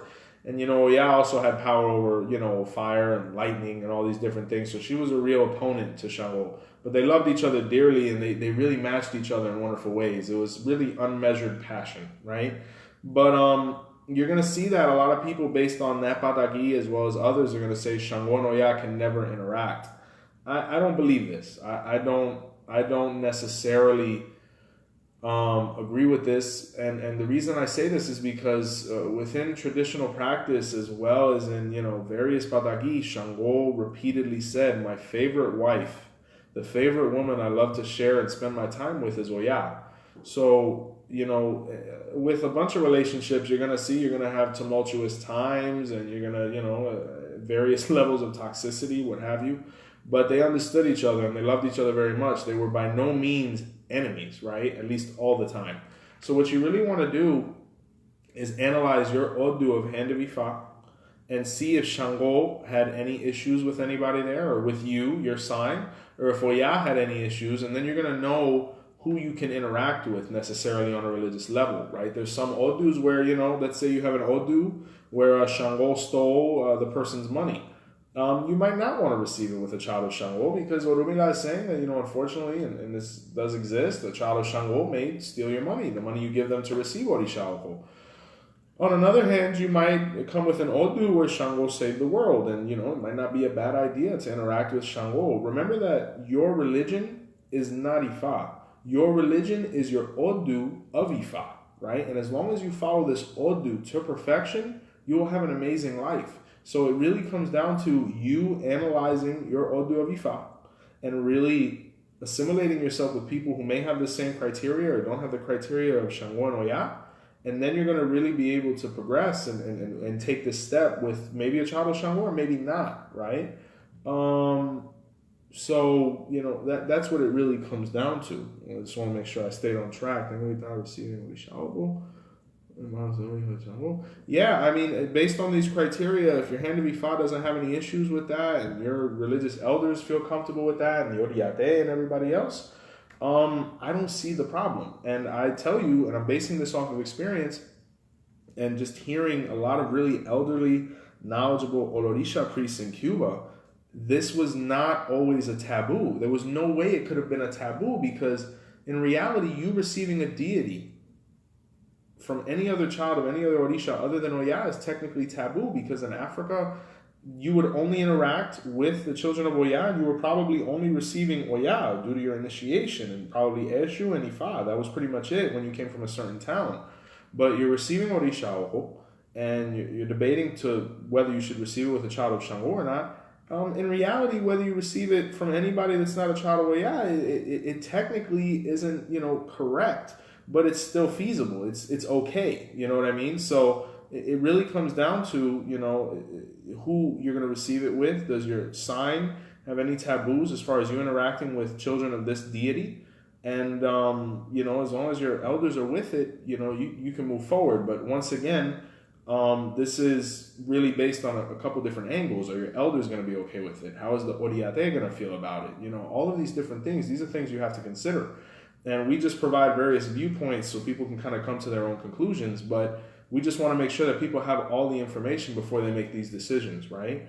Some people are going to disagree with me, and that's perfectly fine. But I base everything I say off of the Odu of Ifa and also the experience of what I've known to be true. Because in antiquity, when the religion first came, the children of Shango initiated Oya and vice versa.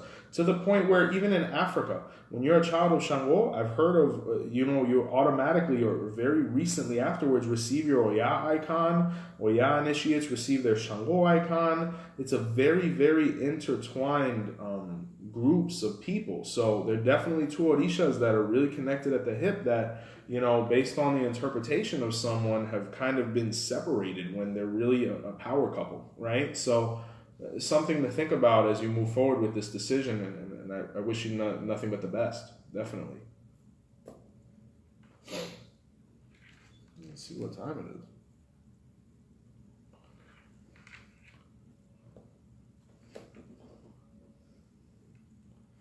7:45. Well, guys, we're still going. Please put the questions in. We have nothing but time. We don't have to go to work tomorrow.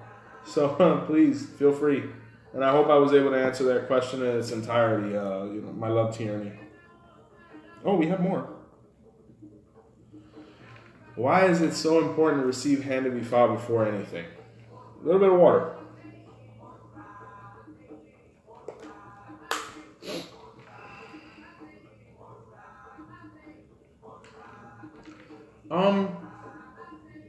When we're talking about Hand of Ifa, it's not so much that it's important to receive it before anything, it's just that it has to be received before anything.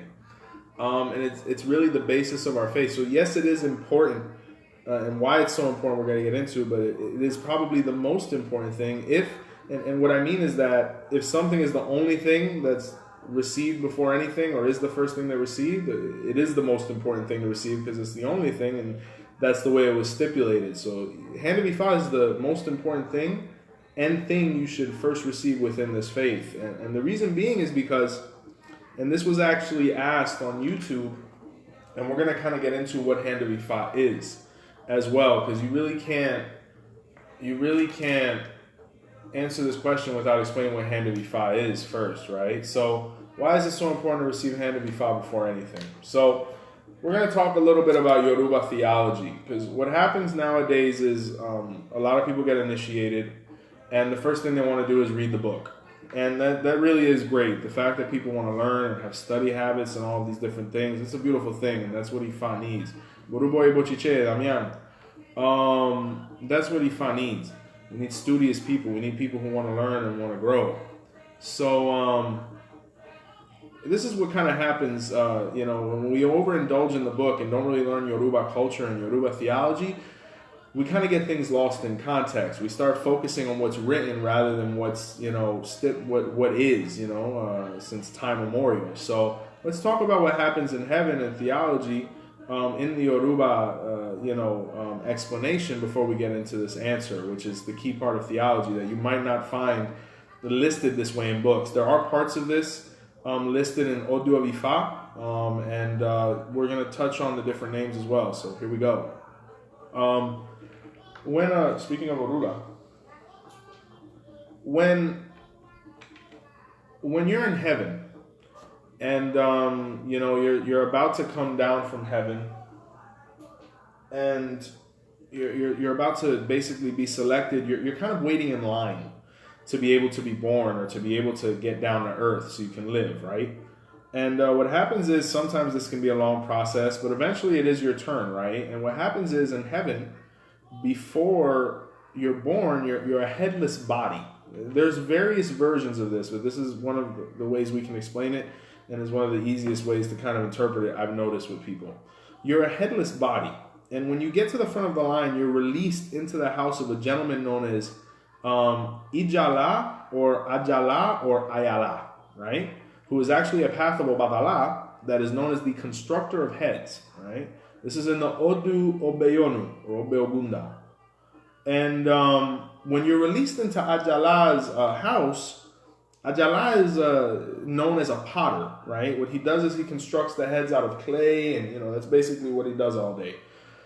So this kind of even goes back to Obadala's thing where, not all of his creations were perfect, right? And this is why you see imperfections within humanity, right? So Obadala, in his manifestation of Ajala, suffered from the same thing. He was always working. Obadala was an orisha that was constantly doing something. So the poor thing, he'd get tired, he'd make mistakes, he'd get thirsty, he'd drink on the job. It's unfortunate, but this was his task, So Ajala constructs the heads. Some are wonderful, some are good, some are, and some are not that great. So what happens is he's just constantly creating these heads and these destinies, because Ori is destiny, right? And Ori is head. So he's constantly creating these destinies and these heads, and they're just mounted up in his house. So what happens is they basically shove you into his house as a headless body, and you select a head blindly because you don't have a head, you don't have eyes, and you select your destiny blindly so that it's fair, right? So when you select a destiny, hopefully you got a good one, and you place it on your shoulders, bam, and now you have a head, you're immediately transported in front of Olodumare, and you're knelt before him, right? This is in the Odu Obedi, right? And what happens is you're kneeling in front of Olodumare, you're kind of in shock, you're like, whoa, it's God. And Olodumare says, hello, my child. You're ready to be born, all these different things. You're like, yeah, I'm ready to go. He's like, okay, what do you want to do on earth? And, you're kind of thinking, and, your destiny kind of has a play in this. It's also combating with your free will that's kind of enacting at that point. And you make a decision, and you're like, I want to be a Babalao, right? Okay. And Olodumare is so kind and so merciful to us.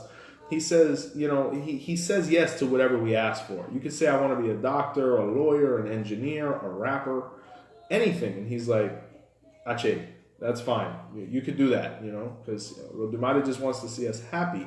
So what ends up happening is he's like, all right, you can be a Babalao, right? Or let's say a doctor. You can be a doctor. And that's fine, but these are the various hardships and obstacles and accomplishments you're going to have to do or, fulfill to be able to achieve that goal, to fulfill your destiny on earth. And, it can be a list of anything, whether it be, giving Eshu 3 apples or, sacrificing this to this or, working at a pizza shop for the first 2 years, so you get a certain amount of experience. All these different things that you have to go through in life that seem somewhat uncoordinated, but everything within Olodumare's plan is perfect. So at that moment, you have to say yes because, you basically asked for what you wanted. God said yes. Now you have to basically accept whatever terms he gives you. And, how hard things are going to be are also mediated on your destiny, right? You got a good one, mediocre one, and there's always ways to alleviate our destiny, Ifa says. We cannot just accept what we've been given. We have to work towards bettering it. And we only can work within the sphere of our destiny, but let's say we started off life really badly, it could still end up wonderfully, but we have to stay diligent, follow Ifa and the prescriptions, and this is where we find out what those are right now. So what happens is, once all of that's been discussed, Olodumare looks out into the crowd, and all the orishas and Irumole are there, all of the Eggun and the ancestors are there, and he said, which orisha is going to assist this ori in fulfilling its destiny? Now, there's some versions that say the orisha is like, I'll do it. There's other versions that says ori, or the head itself says, I want Chango to do it. So let's say Chango. Okay, Chango is going to be the orisha labatori. Okay.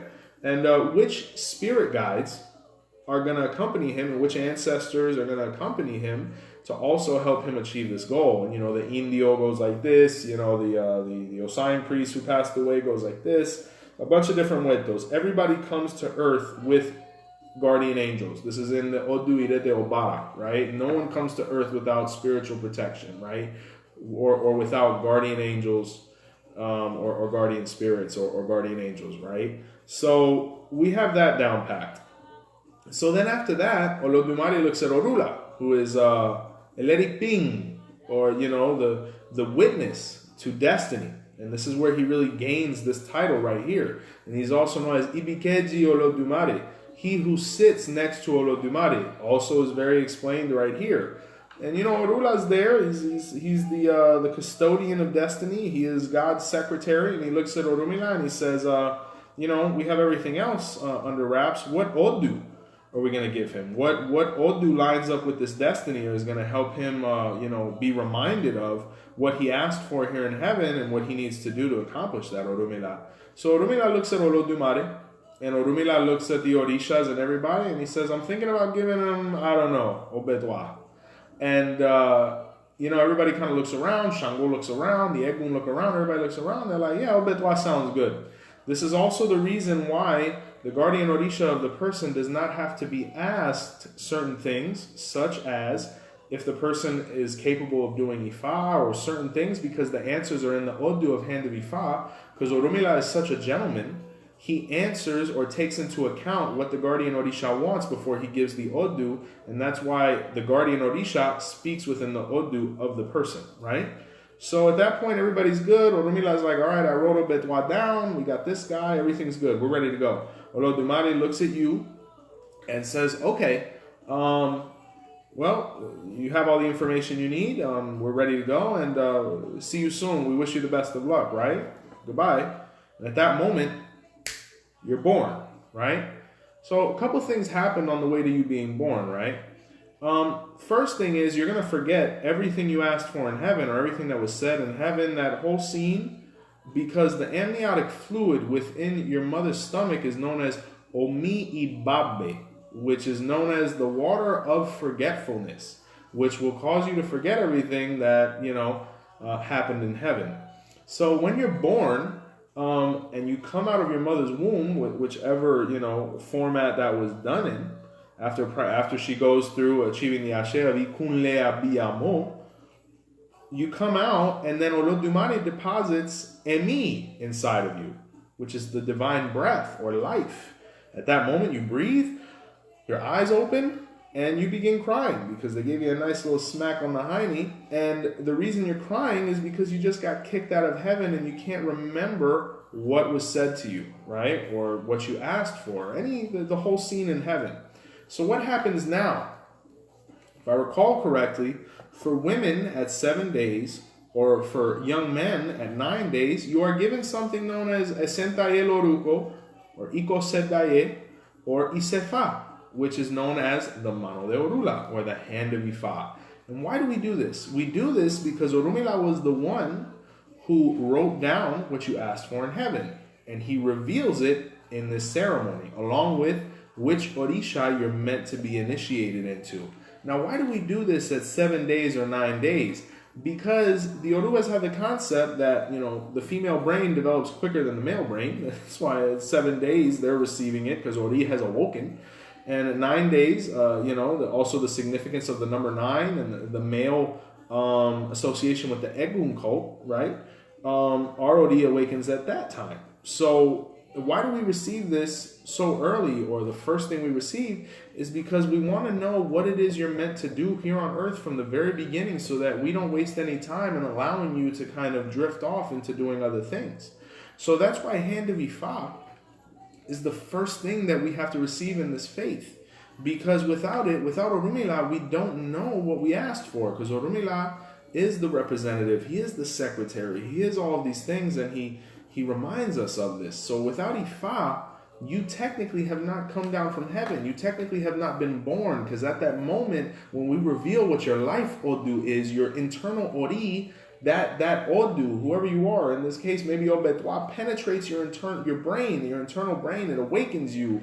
Your real spirituality that descends upon you, and you've actually come down in the form of an Odu on the Opon Ifa, and you're able to begin living. That's why when you receive Hand of Ifa, things might not go that great immediately, because we just brought you down from heaven. There's a bunch of things we have to do. We're playing catch up now, especially if somebody's receiving it 25, 30 years old. So this is why Hand of Ifa is so important, because it lets us know how to literally live, whether it comes down to who we're going to receive Orisha Oko with, who are we going to marry, what job are we supposed to do, all of these different things. So Orunmila is everything.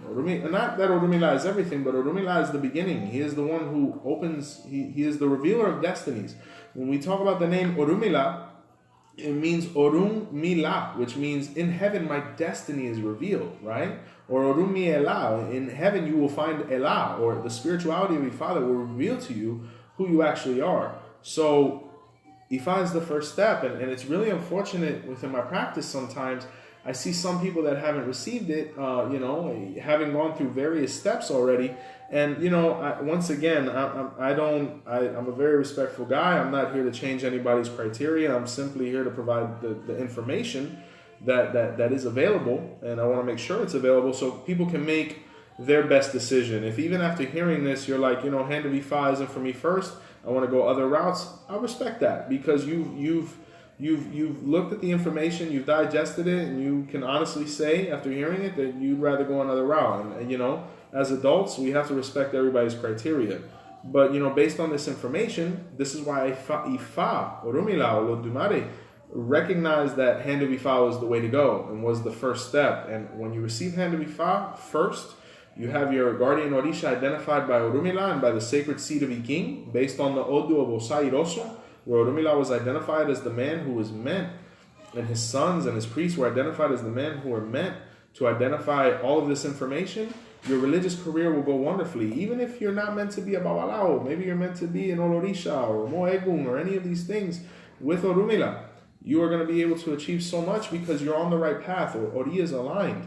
And another quick point that I want to make as well is that in the Odu Oyekun Meji, which is the oldest Odu in history, in the history of Ifa and the Ifa corpus, all of these things, it's representative of the darkness. It was identified that no one should arrive to the room of Orisha without having Orumila received, right? Because it was Orumila who showed the future Olorisha how to get to the room. So we're talking about the oldest Odu in Ifa. Nothing came before Oyekun Meji. He was Eyobe's older brother. He was there before creation. He's the manifestation of Eshu, all of these different things. It's where Elah first manifested, all these beautiful things. This Odu is saying you need Orisha, you need Orumila before you do anything else, before you go on to Orisha, before you know who your Orisha is. I mean, we can go as far to say that without Orumila, your guardian Orisha doesn't even recognize who you are, regardless of anything, because without Hand of Ifa, you don't have Orumila, and Orumila is who provides you with your Odu, which is your kind of like your social security. And the way your guardian Orisha recognizes you is through this Odu, not through your name, Joseph Oliva or, Joe Schmo. He knows you by Obetwa or Idetelaye or any of these other Odus, and that's when your guardian Orisha is like, I know who that is. That's my son. Great job. So this is how this works. So that is the basis of Hand of Ifa, and just to give another explanation of what Hand of Ifa is, Hand of Ifa within the Afro-Cuban tradition is a 3-day ceremony, right? And, not to get into too much detail of the process of things, but basically it culminates in you receiving your warriors, or Eshu, or Gum, or Chosi, or the Orisha Ebora, as they're known, Oshun, which is Orumila's staff, and Orumila. It also culminates in your Itang, which is where your sign or your life Odu is revealed, as well as who your guardian Orisha is, and all of these things. So the reason, and I remember someone on YouTube asked, why would someone recommend Hand of Ifa? It's because of this, right? So you can receive your things, understand what you asked for, what's your destiny. As a practicing Babalawo, the question I get asked the most is, what am I meant to do on earth? And I said, the only person that can answer that is Orumila in your Mano de Orula, or Iko Fafun, or Owo Fakan, depending on your gender. And that's how you're going to be able to progress and move forward. So it really is that simple. It's just a matter of taking the step, finding somebody who's going to be able to, garner your trust, be of confidence to help you go through these beautiful beginning steps in the religion, and just see your progression and becoming the full-fledged human being that Olodumare deposited that confidence in you of becoming. So that's what Hand of Ifa is. It's us, remembering or being reminded of what it is we're meant to do here on earth. And I tell you, there's no sadder concept than, going through life never knowing what it is that we were meant to do. Now, you could ask a question, well, why are some people able to fulfill themselves and do all, fulfill their destiny without having Hand of Ifa? Well, some people just have those kind of destinies. They picked a really good head and they were able to basically just allow Ori to basically take them through. But even those people, they always leave with a little bit of debt, because until we receive Hand of Ifa or fulfill our destiny religiously, we kind of have to keep coming back until we kind of stumble on to, the Botanica or the Bawalao's house or the Oriate's house to kind of help us fulfill these debts within this faith, right? So, and this is what our beliefs are, right? This is our theology, of course. So that's what Hand of Ifa is. Within the Afro-Cuban tradition, 3-day ceremony performed by Babalawos, preferably 3. You're going to receive your warriors, you're going to receive Orumila, your necklace, your bracelet, you're going to receive vital information such as your life Odu and your guardian Orisha. And it's the beginning step. And then once you've seen this information, I have another video on Joseph Baba Ifa YouTube channel, which I highly recommend everybody subscribe to with these new videos that we're coming out with. And you can see now there's a video that says, now I have Hand of Ifa, now what? So once you have Hand of Ifa, then definitely watch that video, or watch that video even beforehand so you know what comes afterwards. Because one thing is to take the step, the other thing is to know the path. So you definitely want to know what comes after as much as you can, so you're prepared for the step you're about to take, right? So, Hand of Ifa, a little bit of Yoruba theology, right? Happy you like the stories, my hijada. What are the best treats to give to Orula when tending to Orula? I've been offering guavas or cakes. Those are great. Orumila likes a bunch of different things. He likes, he's fancy. He's a fancy guy. He's an elegant guy, at least within the Afro-Cuban tradition.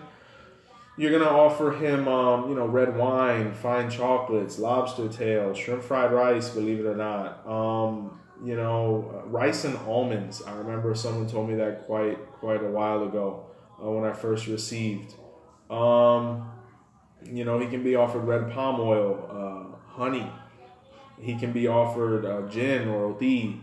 He can be offered, various types of fruits. He likes cantaloupes, mangoes, the fruits that have the crown on them, like pineapples, strawberries. From what I understand, he's partial to red meat or steak, right, in any of its various forms. Corn cakes, amala, which is a Yoruba dish, right, or, cornmeal, a bunch of different things. But, I mean, it really comes down to, the basic ones. And then, it really will become your imagination and really confirming with me to see what's acceptable. But at the end of the day, Orumila is going to eat whatever you eat to a certain degree. We have these, staples based on our Yoruba, ancestry. But, let's say you live in, let's say you live in Poland and, you can't really find a guayaba. You might give Orumila some pierogies, right? It really is based on where you live. And you really see that even within our ceremonies. I mean, you're really not going to find a plate of arroz con gris and carne asada and, carne lechon and all these things in Africa. But, in our ceremonies, we serve this along with the ritual things that go. So, at the end of the day, Ifa is, it's open, it's eclectic, and at the end of the day, the orishas were human beings. So we're going to be able to offer them a wide array of things, just avoiding their taboos, right? I don't necessarily recommend offering Orumila Adi, which is palm kernel oil, because there's actually an Odu where, Orumila kind of said, I'd rather not interact with that. And of course, that's one Odu. That's not everybody's case, but that's one of those things where it's kind of general. You're kind of like, I might want to avoid that. It's not as strict as some of the other topics that we've talked about this evening, right? But just some things to get started. He likes mangoes, cantaloupes, a couple of different things, wine, gin, things like that, natural things. He's a very organic guy, right? So, well, guys, we've touched a lot more than I thought we were going to touch. Wow, what a conversation, right? I see there's still 9 of us here, so I see that it's getting a little bit late. I see it's 11. And we've definitely touched a lot. Definitely going to put this video on YouTube. Really appreciate you guys. Really appreciate the response from this evening. What really wonderful topics that we were able to delve into. Some real things that a lot of people have wanted some clarifications on. So definitely this video is going to serve, thanks to you guys based on your questions, as a great teaching point for the people that are getting involved in this culture and learning about it. And they're going to really benefit from your guys' questions and our interaction this evening. So it's really wonderful. Did anybody have any last minute or anything, any doubts or any questions, before we go ahead and disconnect?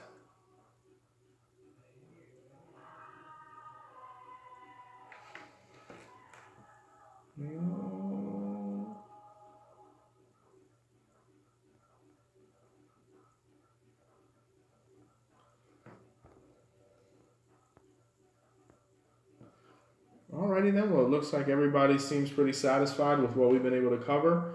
We're coming out with a new video tomorrow. We may more than likely go live in the evening, if my daughter allows us to, right? We'll go ahead and touch on some more things tomorrow. But Joseph Baba Ifa here. Please be sure to subscribe to the YouTube channel, where you're never gonna miss any of our videos. If you're subscribed, as we put them out, you'll get a notification about that. Botanica Candles and More. If you're not already following it, liking it, having left a recommendation or a Google review based on the wonderful experience that we provide you guys, please, if you have the opportunity, it will be greatly appreciated. It greatly helps our business. And, on a personal note, please take care of yourselves. Practice the habits that we need to. Let's follow what Odu and Ifa is trying to help us overcome through its wisdom and its scriptures. And let's just be thankful that we still have this knowledge and this information to kind of know how to get through these turbulent times, right? Love you guys dearly. Appreciate everybody that was affiliated with me before this video, chiming in, and all the new people that may have taken the time out of their evening to watch us. And we're gonna be doing this frequently, so we're gonna accomplish great things. So from Joseph Baba Ifa, Botanica Candles and More. And from a friend who sincerely wants to see us get through this coronavirus obstacle, I wish you guys nothing but the best and a blessed evening and a good night, right? So from all of us here, Iborui boy bochiche, right? As the Yoruba say, Odaro, which means until morning, or Odabo, until next time, right? Blessings, guys. Good night. Take care.